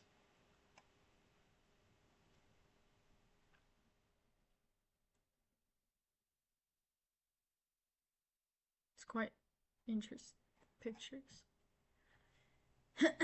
Okay, so in the terrestrial environment, although micronanoplastics cannot directly interact with leaf cells, they can affect photosynthesis in other ways.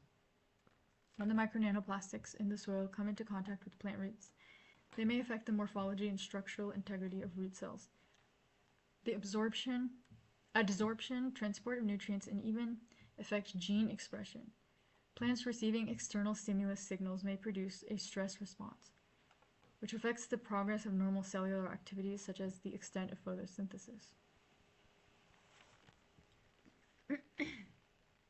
So stress response from micronanoplastics means when we consider the other study which showed reduced superoxide dismutase activity over time, Granular fertilizer remnants may increase the superoxide dismutase activity. So like just so because Osmocote provides nutrients, it decreased the SOD activity in that study. But if you look at it over a longer period of time, the microplastics released by the Osmocote will decrease or increase this activity because there will be more oxidative stress. And therefore, this would reduce the ability of the plant to uptake nutrients. How ironic. This would also lead to elevated MDA levels.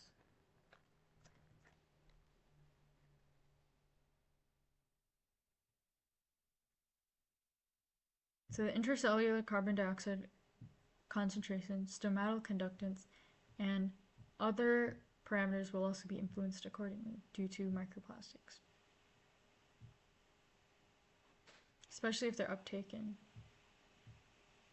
Well, either way. Under this circumstance, plants may self-regulate, such as increasing their leaf area to diminish the negative impact of a reduction of chlorophyll content. So plants remain resilient. But we shouldn't poison them anyway. MNPs tend to agglomerate. Oh, here's what I was talking about for the theory as to why low concentrations of microplastics reduce the effects of arsenic while high concentrations increased it. Micronanoplastics tend to agglomerate when the concentration is high, so their absorption by roots will be lowered, thereby diminishing their photosynthetic stress that they cause. If micronanoplastics enter the plant body through root cells, they will have a more direct impact on plant growth and photosynthesis. So again, that explains what was going on here. So all of other pollutants that we know about that harm plants, such as heavy metals, persistent organic pollutants, and other elements of soil, such as nutrients and microbes, can combine with MNPs. They may combine with MNPs, and this combination could change their toxicity or bioavailability. So there needs to be more studies on that.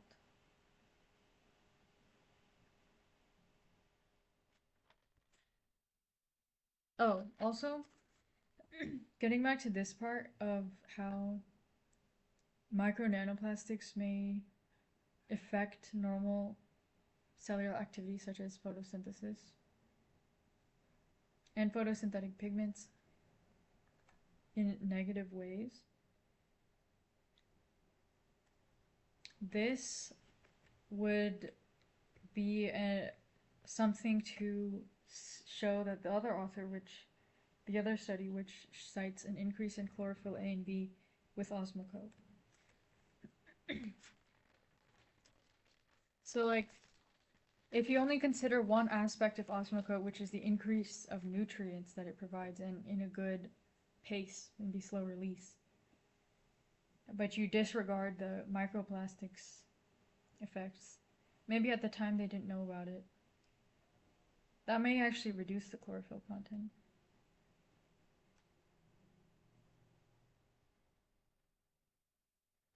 I think that covers the slide. Okay, future research from this study. Time-lapse study of the impacts of micronanoplastics on population dynamics and regulation should be studied. So like the effects of the amount of time micronanoplastics are in soil and population of microbiomes.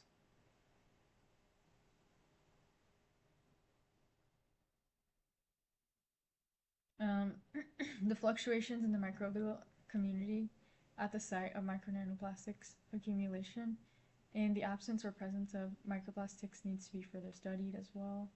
That one seems really interesting, so that's why I underlined it. And then also effective policies, technical measures, and monitoring systems are also required to reduce the risks of micronanoplastics and secure food safety. So yeah, think of the microplastics that might end up in our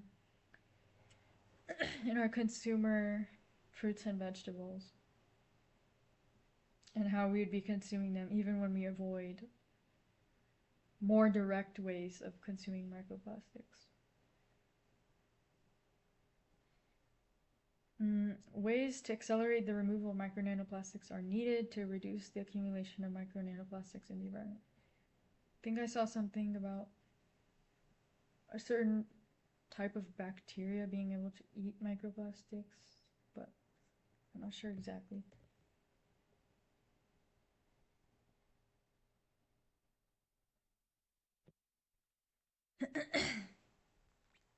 Okay, next section. Pests and diseases of the lily. Causes, conditions, and remedies.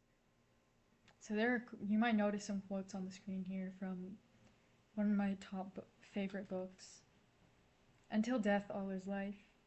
There's a remedy for all things but death. Here are some of the symptoms of my lilies. Leaf chlorosis, leaf senescence, bud abortion, poorly formed flowers, lack of development, root rot, and more. Probably some I didn't include. So this is how leaf senescence happens from environmental signals and developmental signals. The plant first in its initiation phase of senescing the leaf. Then it's in its degenerative phase where there's a disassembly of cellular components and degradation of macromolecules, and you can see the leaf tip starting to turn yellow, losing its chlorophyll. Terminal phase is when there is a loss of cell integrity and cell death, and the yellow leaf senesces. Okay, so the following slides contain information from this great book called The Handbook of Plant Disease Management, Florist Crop Diseases, and some supplemental other sources, but of course you'll see all of it in the description.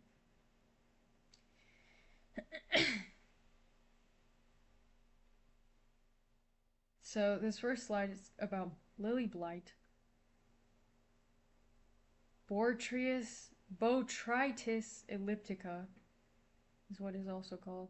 Then these pictures here, not exactly what my plants looked like, but they came up. Botrytis elliptica comes up as the most common lily disease, so I felt it was good to include it.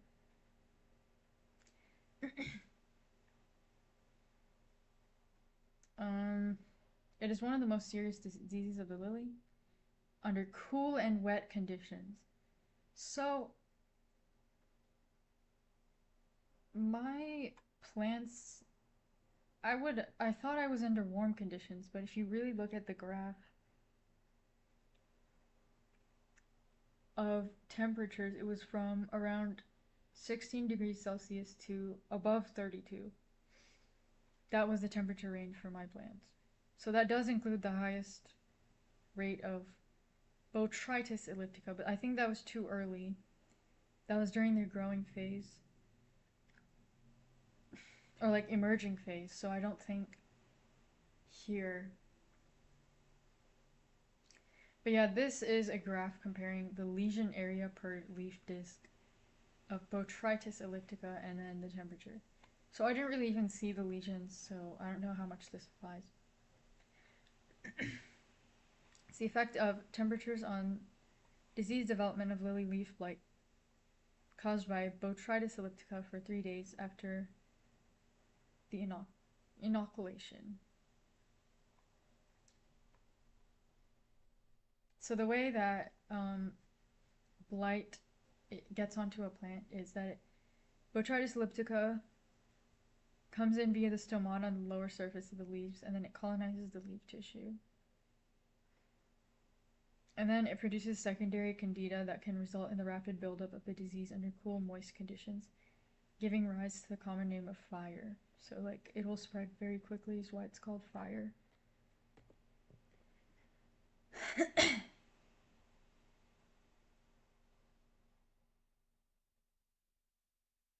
Okay, so then when I was first trying to figure out what was going on, this was around the time that I left a comment on Mr. Rogers' YouTube video, the lily planting video, or lily growing video. So then I found this post from Addicted to Gardening on Facebook. And this person says, "Hello, I'm having an issue with my stargazer lilies. For the second year in a row, my lily, which was healthy, has developed brown spots where the flower buds are developing. Last year, it did not bloom at all. The two stargazers next to it seem to be fine. The past few weeks have been very wet and cooler than normal. I'm not sure if this is a fungus or a pest. Any insight or diagnosis and treatment would be appreciated." So, my lilies also didn't exactly look like this, and it was more concentrated of black and brown, like at the tip of the buds, than how this plant looks. And also, her plant seems to have healthy leaves, and it's just the bud that's really messed up. So this was the discussion under the post. This person says, "Once they have this infection, they're likely goners. I treated last year with fungicide hoping I'd save mine, but this year they came up with the same wilted brown and yellow. And it seems specific to their stargazers from a certain company."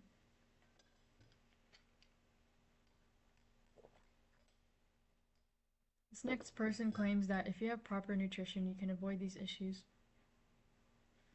And they seem to think that boron and its interaction with calcium, magnesium, and potassium are causing the issue, especially if it's been wet and cool. Calcium uptake can drop in lower pH. Lower pH, that doesn't apply to me at all. And then this other third person says that copper is their best bet of fixing this issue. That's their recommendation of the remedy.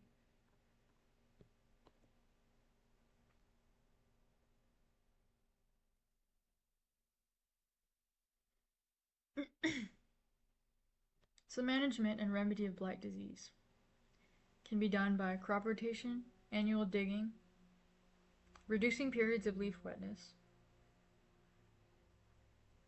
and increasing plant spacing to avoid overcrowding of plants. The other handbook said, if you remember, said that isolated plants do not survive, but maybe it's just saying to increase the spaces. So like, they shouldn't be isolated, but they shouldn't be way too close together. There's probably a happy medium. Also, they say avoid overhead irrigation. And after there is blight, remove all infected plants, especially spent flowers and other dead tissues. So, Mr. Roger has videos removing spent flowers. But his plants were... seems like they've been growing for years and they had a lot of flowers to remove. I only had 3. Another recommendation is that you can apply salicylic acid to delay symptom development because it causes the closure of stomata. Did I go to the salicylic acid study yet? Okay. It's coming.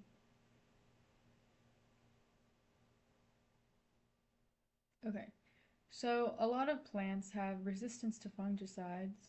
So that could have been what happened to this person here. And some fungicides are copper-based products, like the other person recommended. There's resistance to that as well. Different types of cultivar groups are resistant to botrytis at different levels. And none of these include Stargazer or Gomera. But it's just interesting that some of them are very susceptible to it and some of them are very protected against it. Resistant against it, I guess. Okay, here we go. When salicylic acid was brought up, it reminded me of, I have heard of this chemical before, and I've heard of it in skincare usage, for acne treatment, because it increases the shedding and cell turnover of human skin, as compared to closing the stomata of plants, because it stimulates a plant hormone preventing fungus entry. So it's not exactly comparable like there.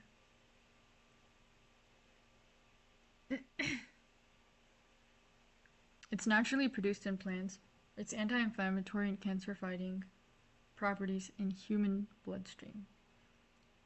And it has that property in human bloodstream. And there are high levels present in those who consume more fruits and vegetables. Yet again, consume more fruits and vegetables. That's come up.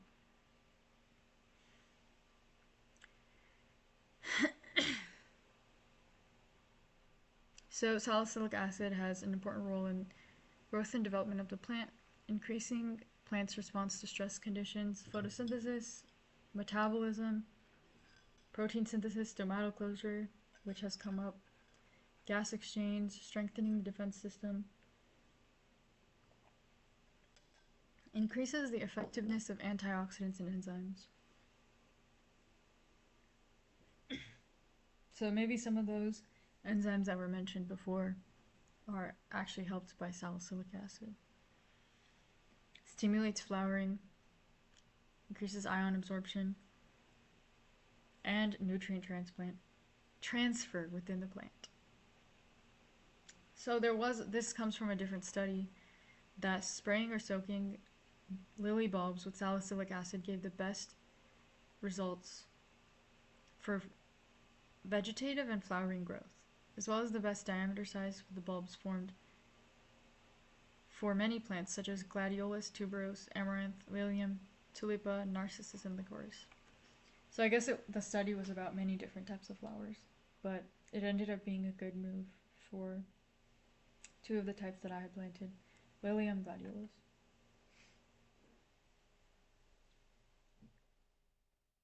Okay, so this basically talks about the um, statistical significance of consuming more fruits and vegetables if you want a higher concentration of salicylic acid in your bloodstream, which decreases inflammation,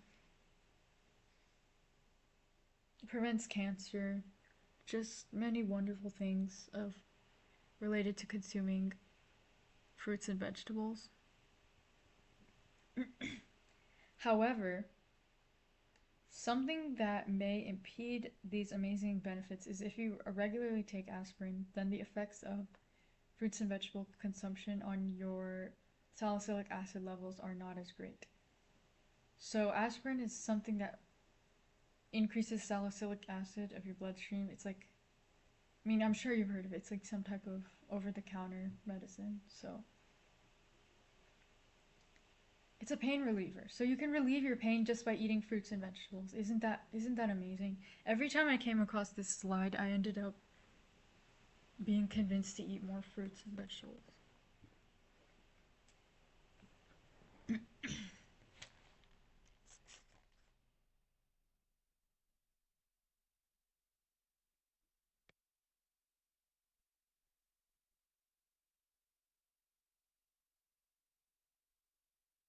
Oh yeah, and I was thinking this could be information given to these people, maybe. But they probably don't take out their bulbs and replant them.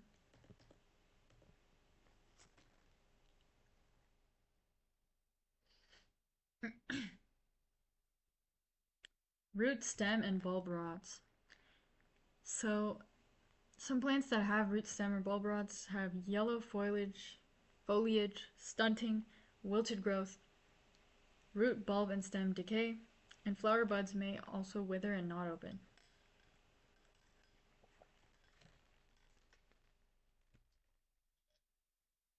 This explains, this explains or describes what happened with my plants pretty well. Um, Again, Fusarium and Pythium are yet again mentioned as pathogens that keep coming up in this literature. And this can happen if you plant something in non-sterile media. Again, I assume that my media was probably sterile, so this is the way that Fusarium oxysporum would enter a plant. This is the way that Pythium would enter. It's pretty interesting, but I'm not sure how to exactly explain it because I would have to do a lot more research to fully understand what's going on here.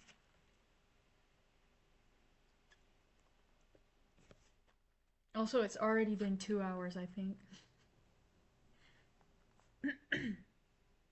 Wow, it's been 2 hours? This is... Okay, we're 75% there. Actually, more like 80%. Basal rot. So, basal rot is generally considered to be the most important soil-borne disease on lilies. This is what it looks like. Fusarium mentioned again, reported in Mexico and US. I included the location here because that's, I would say, if it's reported in Mexico and US, that means it's probably in Texas. Because Texas is part of Mexico, or used to be.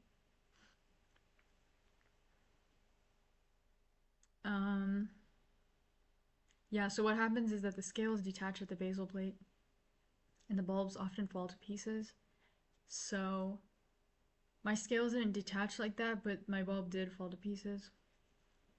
There's a premature yellowing of the foliage, stunting and premature senescence, flower buds may wither and not open. That is exactly what happened to my plant, but they did say in the handbook that it's not specific to this disease. So it's not necessarily that mine had basal rot specifically. So Fusarium bulb rots are particularly troublesome during winter weather when soil can be excessively wet. So it was definitely not winter weather, but the soil was excessively wet. Again, look at that. This miracle plant is recommended once again. Marigolds. Growing lilies in rotation with marigolds is beneficial in reducing disease development. Marigolds are wonderful. Lily basal rot. So this is the process of a basal rot occurring. Cultural control. You can destroy the bulbs with the chocolate color rot at the base of the scales. So my bulbs did not have this chocolate color or bluish coloring. Like I said again, so I don't necessarily think this was what happened. But you need to improve soil drainage and use low nitrogen fertilizers.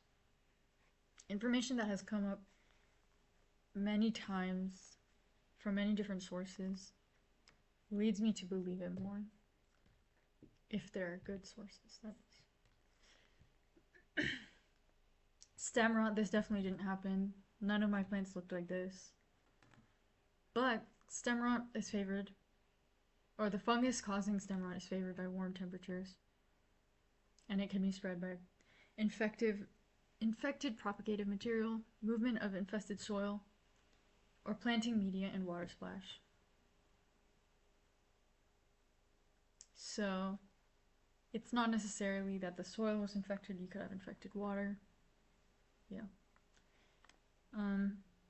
Use pasteurized potting soil or fumigate your soil. That tactic is apparently seldom used.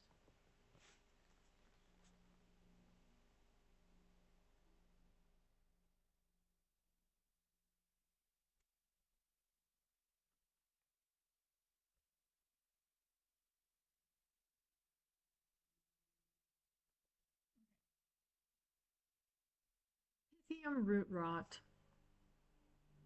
Pythium root rot symptoms include loss of quality, stunted growth, wilting, premature yellowing, and senescence of lower leaves. And underground, it can include rotted portions on roots and bulbs, and flower abortions. That's pretty much describing exactly what happened to my plant. Pythium is not a true fungus, and it is actually an oomycete, water mold. which can be disseminated through irrigation, surface water, and rain, and through the movement of contaminated soil and media. Pythium root rot is common under warm conditions and in poorly drained soils. Cycles of under and overwatering can lead to root damage. So this, everything I've heard about Pythium root rot seems to correlate exactly with what happened to my plants. I had these cycles of under and overwatering. Sometimes I'd mentioned the overwatering a lot, but actually there were some weeks that I believe I went on a trip and nobody watered it while I was gone. And so they'd really dried out. And I don't even remember what that trip was anymore, but I will. Management. You can use pasteurized potting soil, well-drained pathogen-free media, and disinfect reused pots and any tools or equipment. So this I've never done before. I've never disinfected a shovel or pot. I mean, I've washed a pot, but the shovel is usually not washed. Which now I know that I definitely should do that. Yeah, I mean, you can use Umicite fungicides. And then use them in conjunction with things that cause, or fungicides that are effective in controlling Fusarium and Rhizoctonia, because they apparently arise in conjunction sometimes. And then fungicide resistance is also a problem.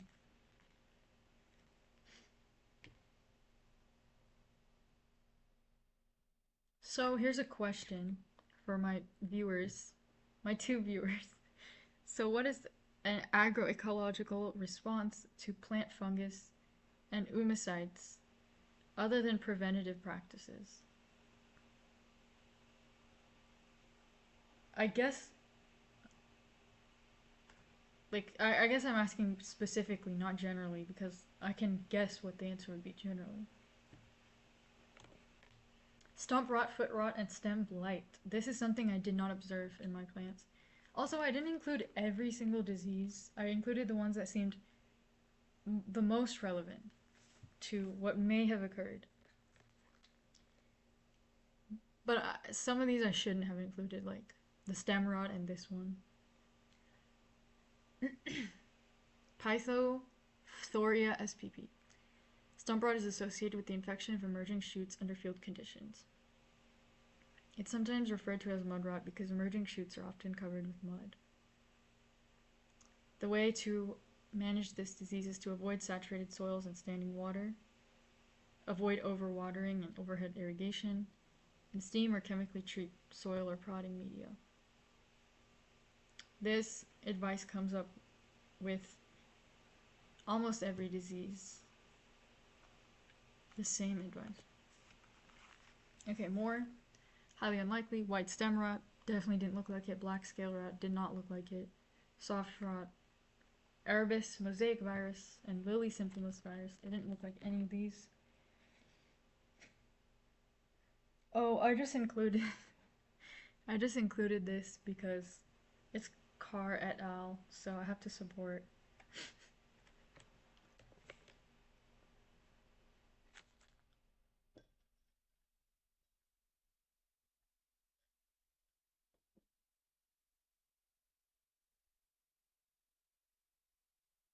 Okay, now we're on to nematode diseases.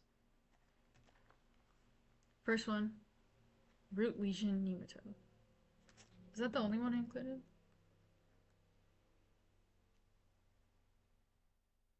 Yeah, I think the root lesion one was the only one that had the symptoms most related to what I observed.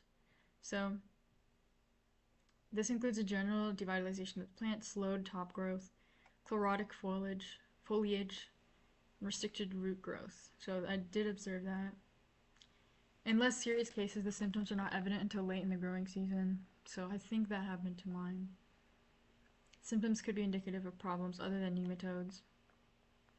So yeah, it's not necessarily a nematode, and I don't think it was. Could be. But to really diagnose it, you need to send your soil and root samples to a diagnostic laboratory. The migratory parasitism of this nematode opens up routes to secondary invasion by other soil microorganisms such as fungi and bacteria. So like once this occurs, other things may enter the plant as well and just continually devastate it. This is the cycle of nematode infection. Management. Oh my gosh. One more mention of marigolds. So wonderful marigolds, which are known to produce the nematicidal compound. I assume that just means killing nematodes. Thiopene A thirthinyl, used by Dutch lily growers who sow them directly after harvesting tulips.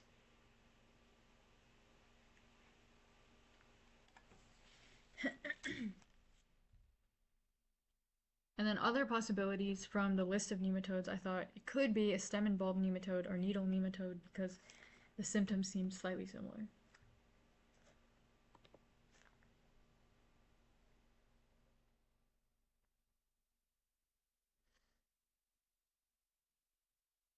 Okay. Physiological disorders. Physiological disorders are those not associated with pathogens such as bacteria, fungi, or viruses. They are referred to as abiotic disorders, such as caused by non-optimal light levels. I don't think that happened to mine. Temperatures. Don't think so. Soil aeration. Maybe. Nutrition. Maybe. Water availability. Maybe. Or presence of toxins. I don't think so. Actually, maybe. For example, the presence of ethylene in the greenhouse atmosphere may cause flower abortion, a physiological or abiotic disorder. Or suboptimal root zone aeration may interfere with the normal root function, leading to reduced micronutrient uptake that is expressed as a nutrient deficiency. So I think my plant had suboptimal root zone aeration because of the waterlogging. I think so.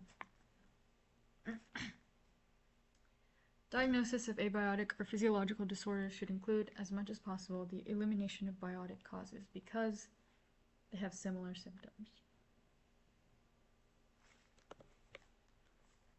Upper leaf necrosis.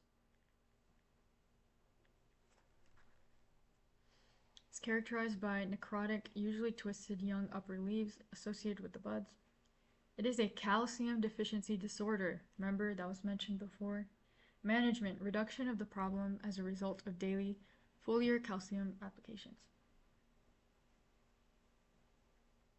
Necrotic maybe for my plants. Twisted, no, I don't think my leaves were twisted. These buds look pretty similar to how my plant's buds looked before they completely twisted and fell off. They had a little black spot at the tip. Lower leaf yellowing. The first is yellowing and gradual senescence of lower leaves during crop growth in the greenhouse. That'd be this picture. This is essentially a nutritional disorder, principally nitrogen deficiency, and could be caused by suboptimal fertilizer applications or root injury from any cause.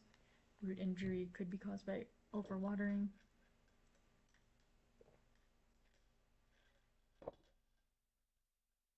How do professors talk for like hours straight without their throat hurting?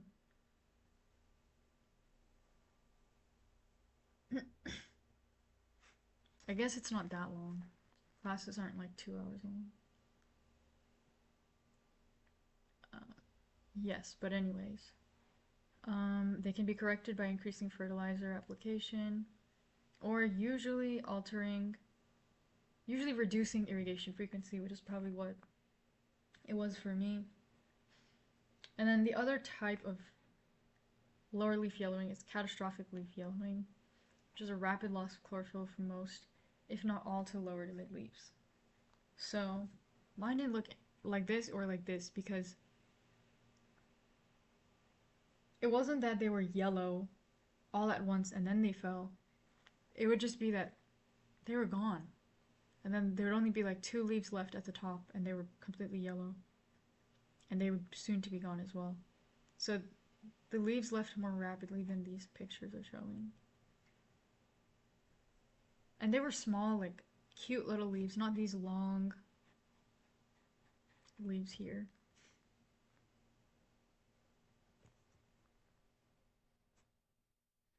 Mm.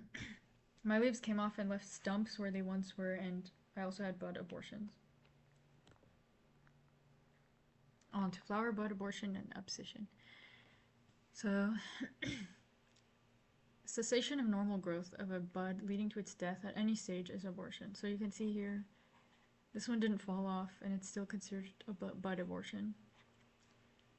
Bud or flower blast is abortion, but only after all floral parts are visible.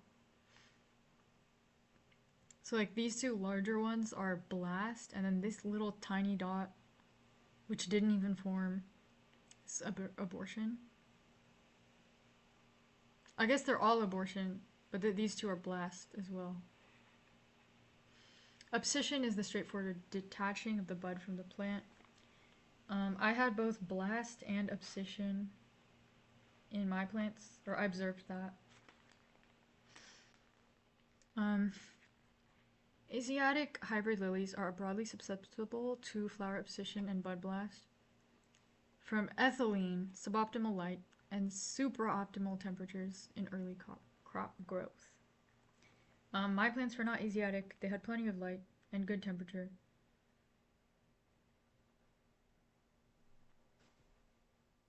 But interesting, ethylene mentioned.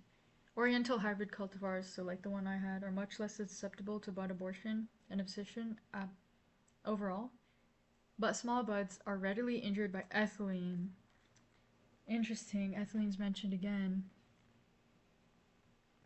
Looks like we should look into ethylene. Atmospheric ethylene levels in North Texas and my localized microclimate.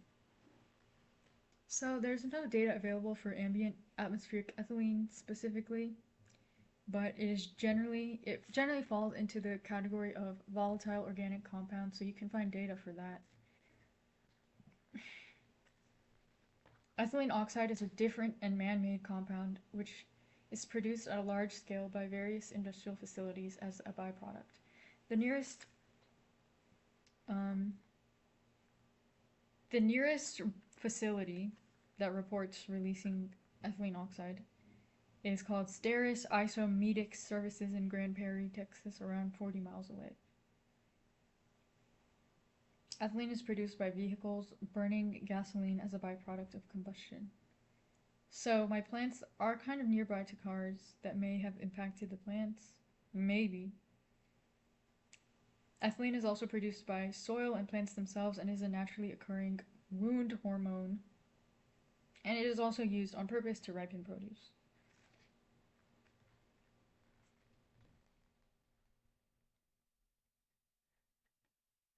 So ethylene C2H4 is a VOC rapidly degraded in the atmosphere close to its sources, where it contributes to air pollution as a high-yield precursor of formaldehyde and tropospheric ozone. The production and processing of light olefins, ethylene and propylene, is usually at the center of every chemical and petrochemical complex. The leading route for olefin production is by steam cracking of crude oil and natural gas. So here you can see a map that shows different levels of ethylene releasing facilities. And you can see there's a lot of darker ones, so higher concentrations near this Gulf of Mexico coast, because there's a lot of steam cracking that goes on down there, and this is where there was an oil spill. Probably many.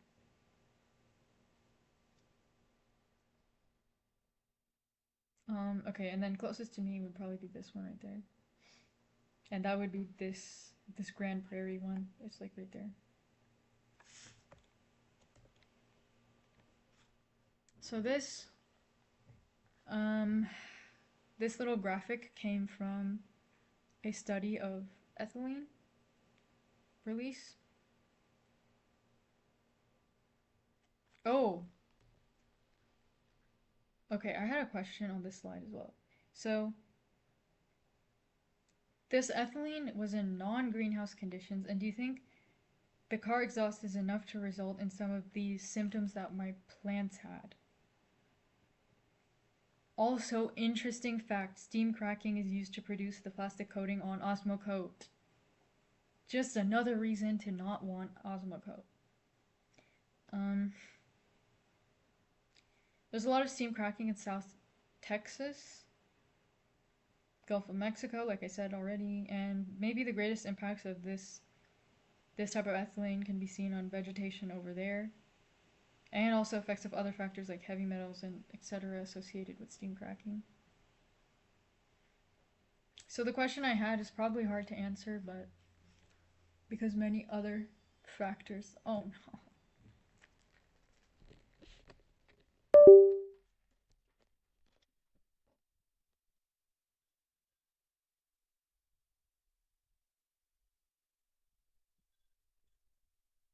Okay, one moment, please. I'm moving my location.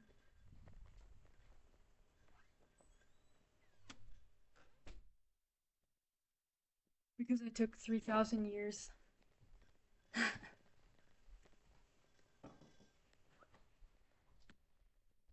Okay. Oh wait, that was just my neighbor.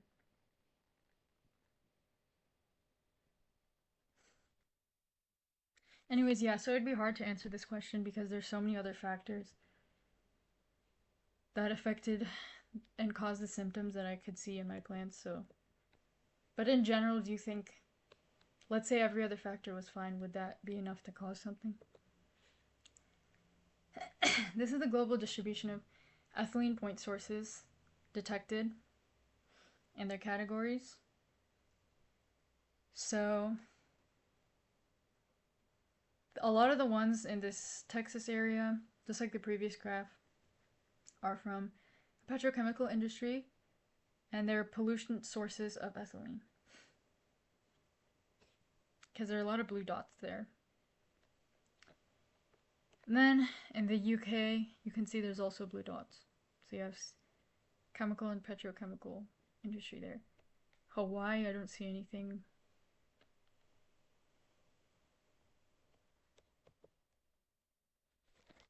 Other miscellaneous disorders.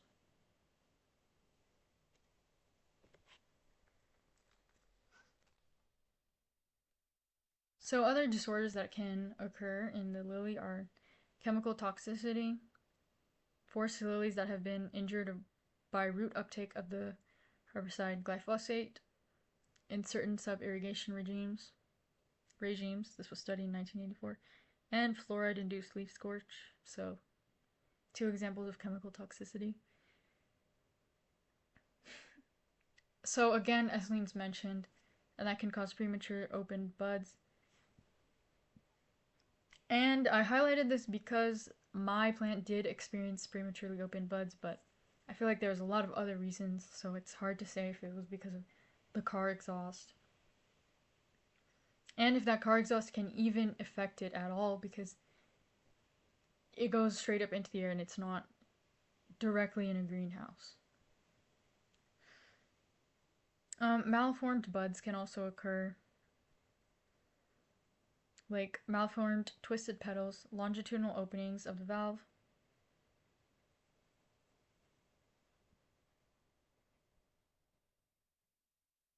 and of the bud. This can be caused by high temperatures in the greenhouse or extended periods of frozen storage. I thought it would be mentioning this hyponasty and epinasty, but those are just 2 different ways of malformed buds, maybe?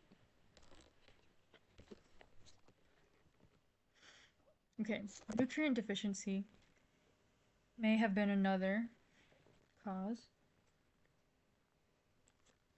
Symptoms of nitrogen, sulfur, boron, and iron deficiencies, and boron toxicity.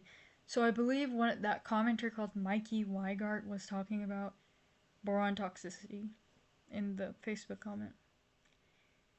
These are the first disorders to be manifested in eastern and hybrid lilies. But you can't see physical symptoms for phosphate, potassium, magnesium, copper, manganese, molybdenum, and zinc deficient conditions.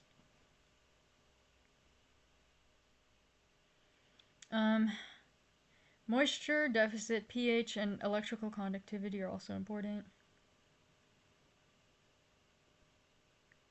Lilies are sensitive to salt, and soil with a higher electrical conductivity can give salt damage.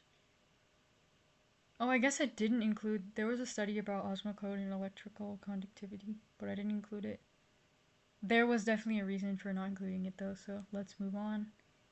Iron and Mg are hard for lily plants to absorb in high pH soils, so that could have been something. So deficiency can occur. High relative humidity reduces mineral uptake and transport, exacerbating certain deficiencies, especially. Oh, really? High relative humidity. So this kind of contradicts what I was saying. That study about the type of lettuce saying that the higher humidity the better, that does not apply to lilies actually. And it exacerbates certain deficiencies like calcium. Though I don't think the 60 to 70 range is considered very high.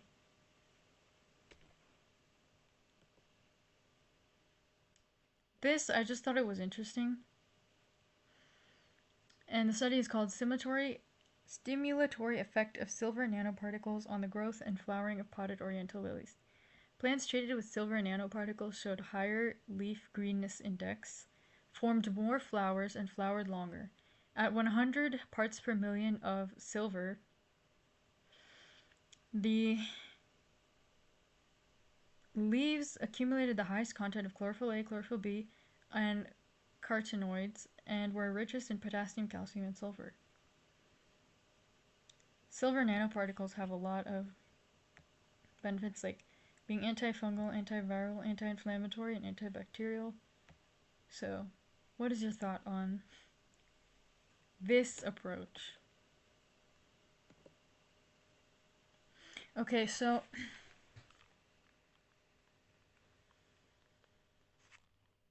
oh, before moving on, I'd like to say the overall diagnosis of my plants, I think, were that I should have watered more properly, so less and not had any periods of over and underwatering. Um, could have used better and more well-draining raised beds or pots instead of just the one. Organic fertilizer, pH management, and companion planting. I possibly had Pythium root rot from all of the options that I had studied. What do you think? Do you agree with this diagnosis? And here are some species that may have been easier to grow and alternative options for what I could have grown. I plotted the locations here on this map from this study.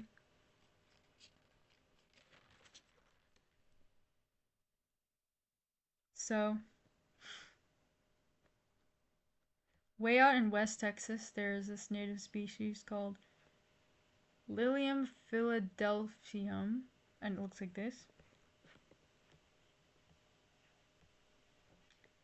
So that is around the Guadalupe Mountains over here. Then over here we have the Lilium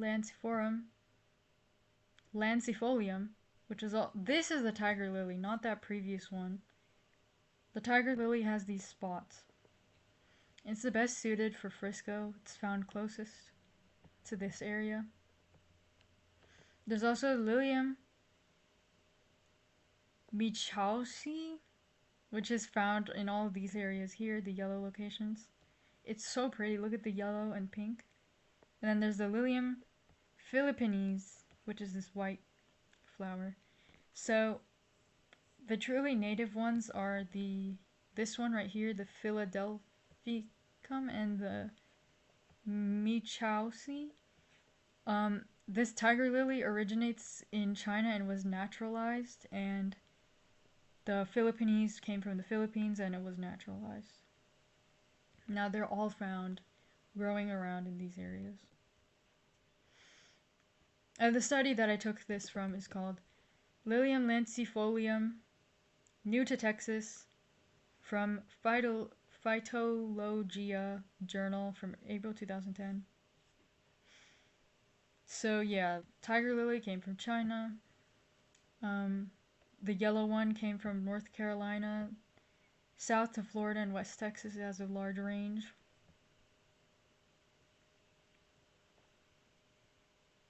West Texas, but it's shown here. Oh, it's saying west to Texas. Okay, I get it. And then the Philippines one came from the Philippine Islands. And then, yeah, as I said, this one came from Guadalupe Mountains. Okay. Of course, this is necessary. So some reflection on this project. I didn't remember some of the orders of some of these events before seeing the photos. For example, I didn't realize the only plant with full blooms was the initial raised pot lily because the two other plants were cohabiting in the pot by the end.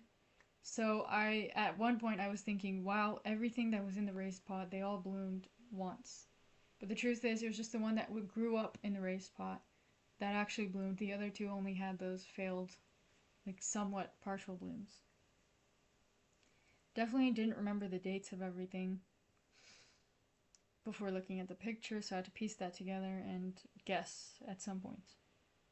So this narrative was crafted using my memory supplemented by photos, and I don't remember all the details of my initial observations. I didn't write them down because I only decided to take this as a project after I commented on Mr. Rogers' video and got his reply, which sparked my interest. And you could say my interest spread like blight the more I read. Okay, nothing is free of bias. Even scientific studies are based on certain parameters, including and excluding some based on observations. And then dependent origination. This might be a symbol of dependent origination, this gladiolus plant. Past,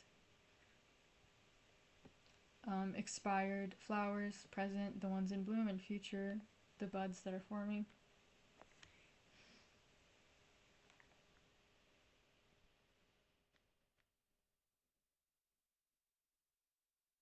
And maybe if we had the ability to look at life like this, it would be a good thing. Or we should look at life like this.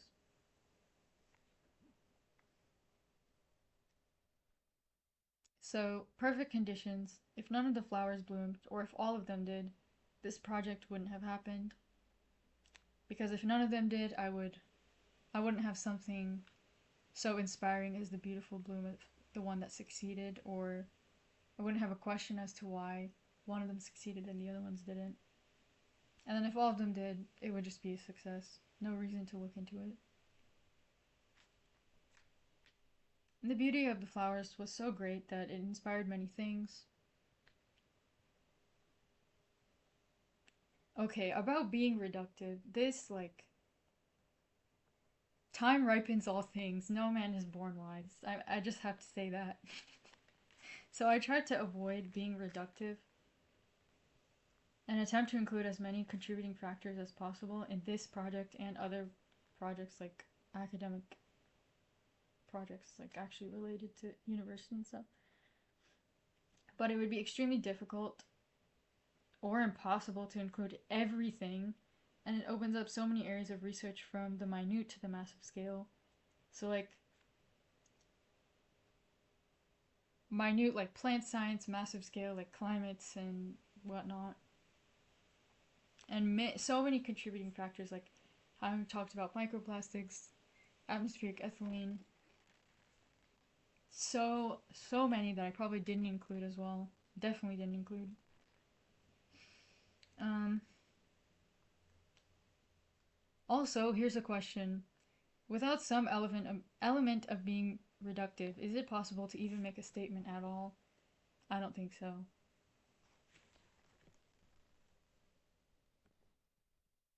Okay, so as I was saying, the beauty of the lily inspires many things. So, like, I made this dress based on the lily and the gladiolus. You know, when that lily bloomed, I just came outside to look at it every few hours because it was so beautiful. Oh, also, accurate statistical breakdowns within these three categories are unavailable, but worldwide, probably less than 1% of bulbs produced are used in gardens, and probably less than 10% of bulbs used in pots.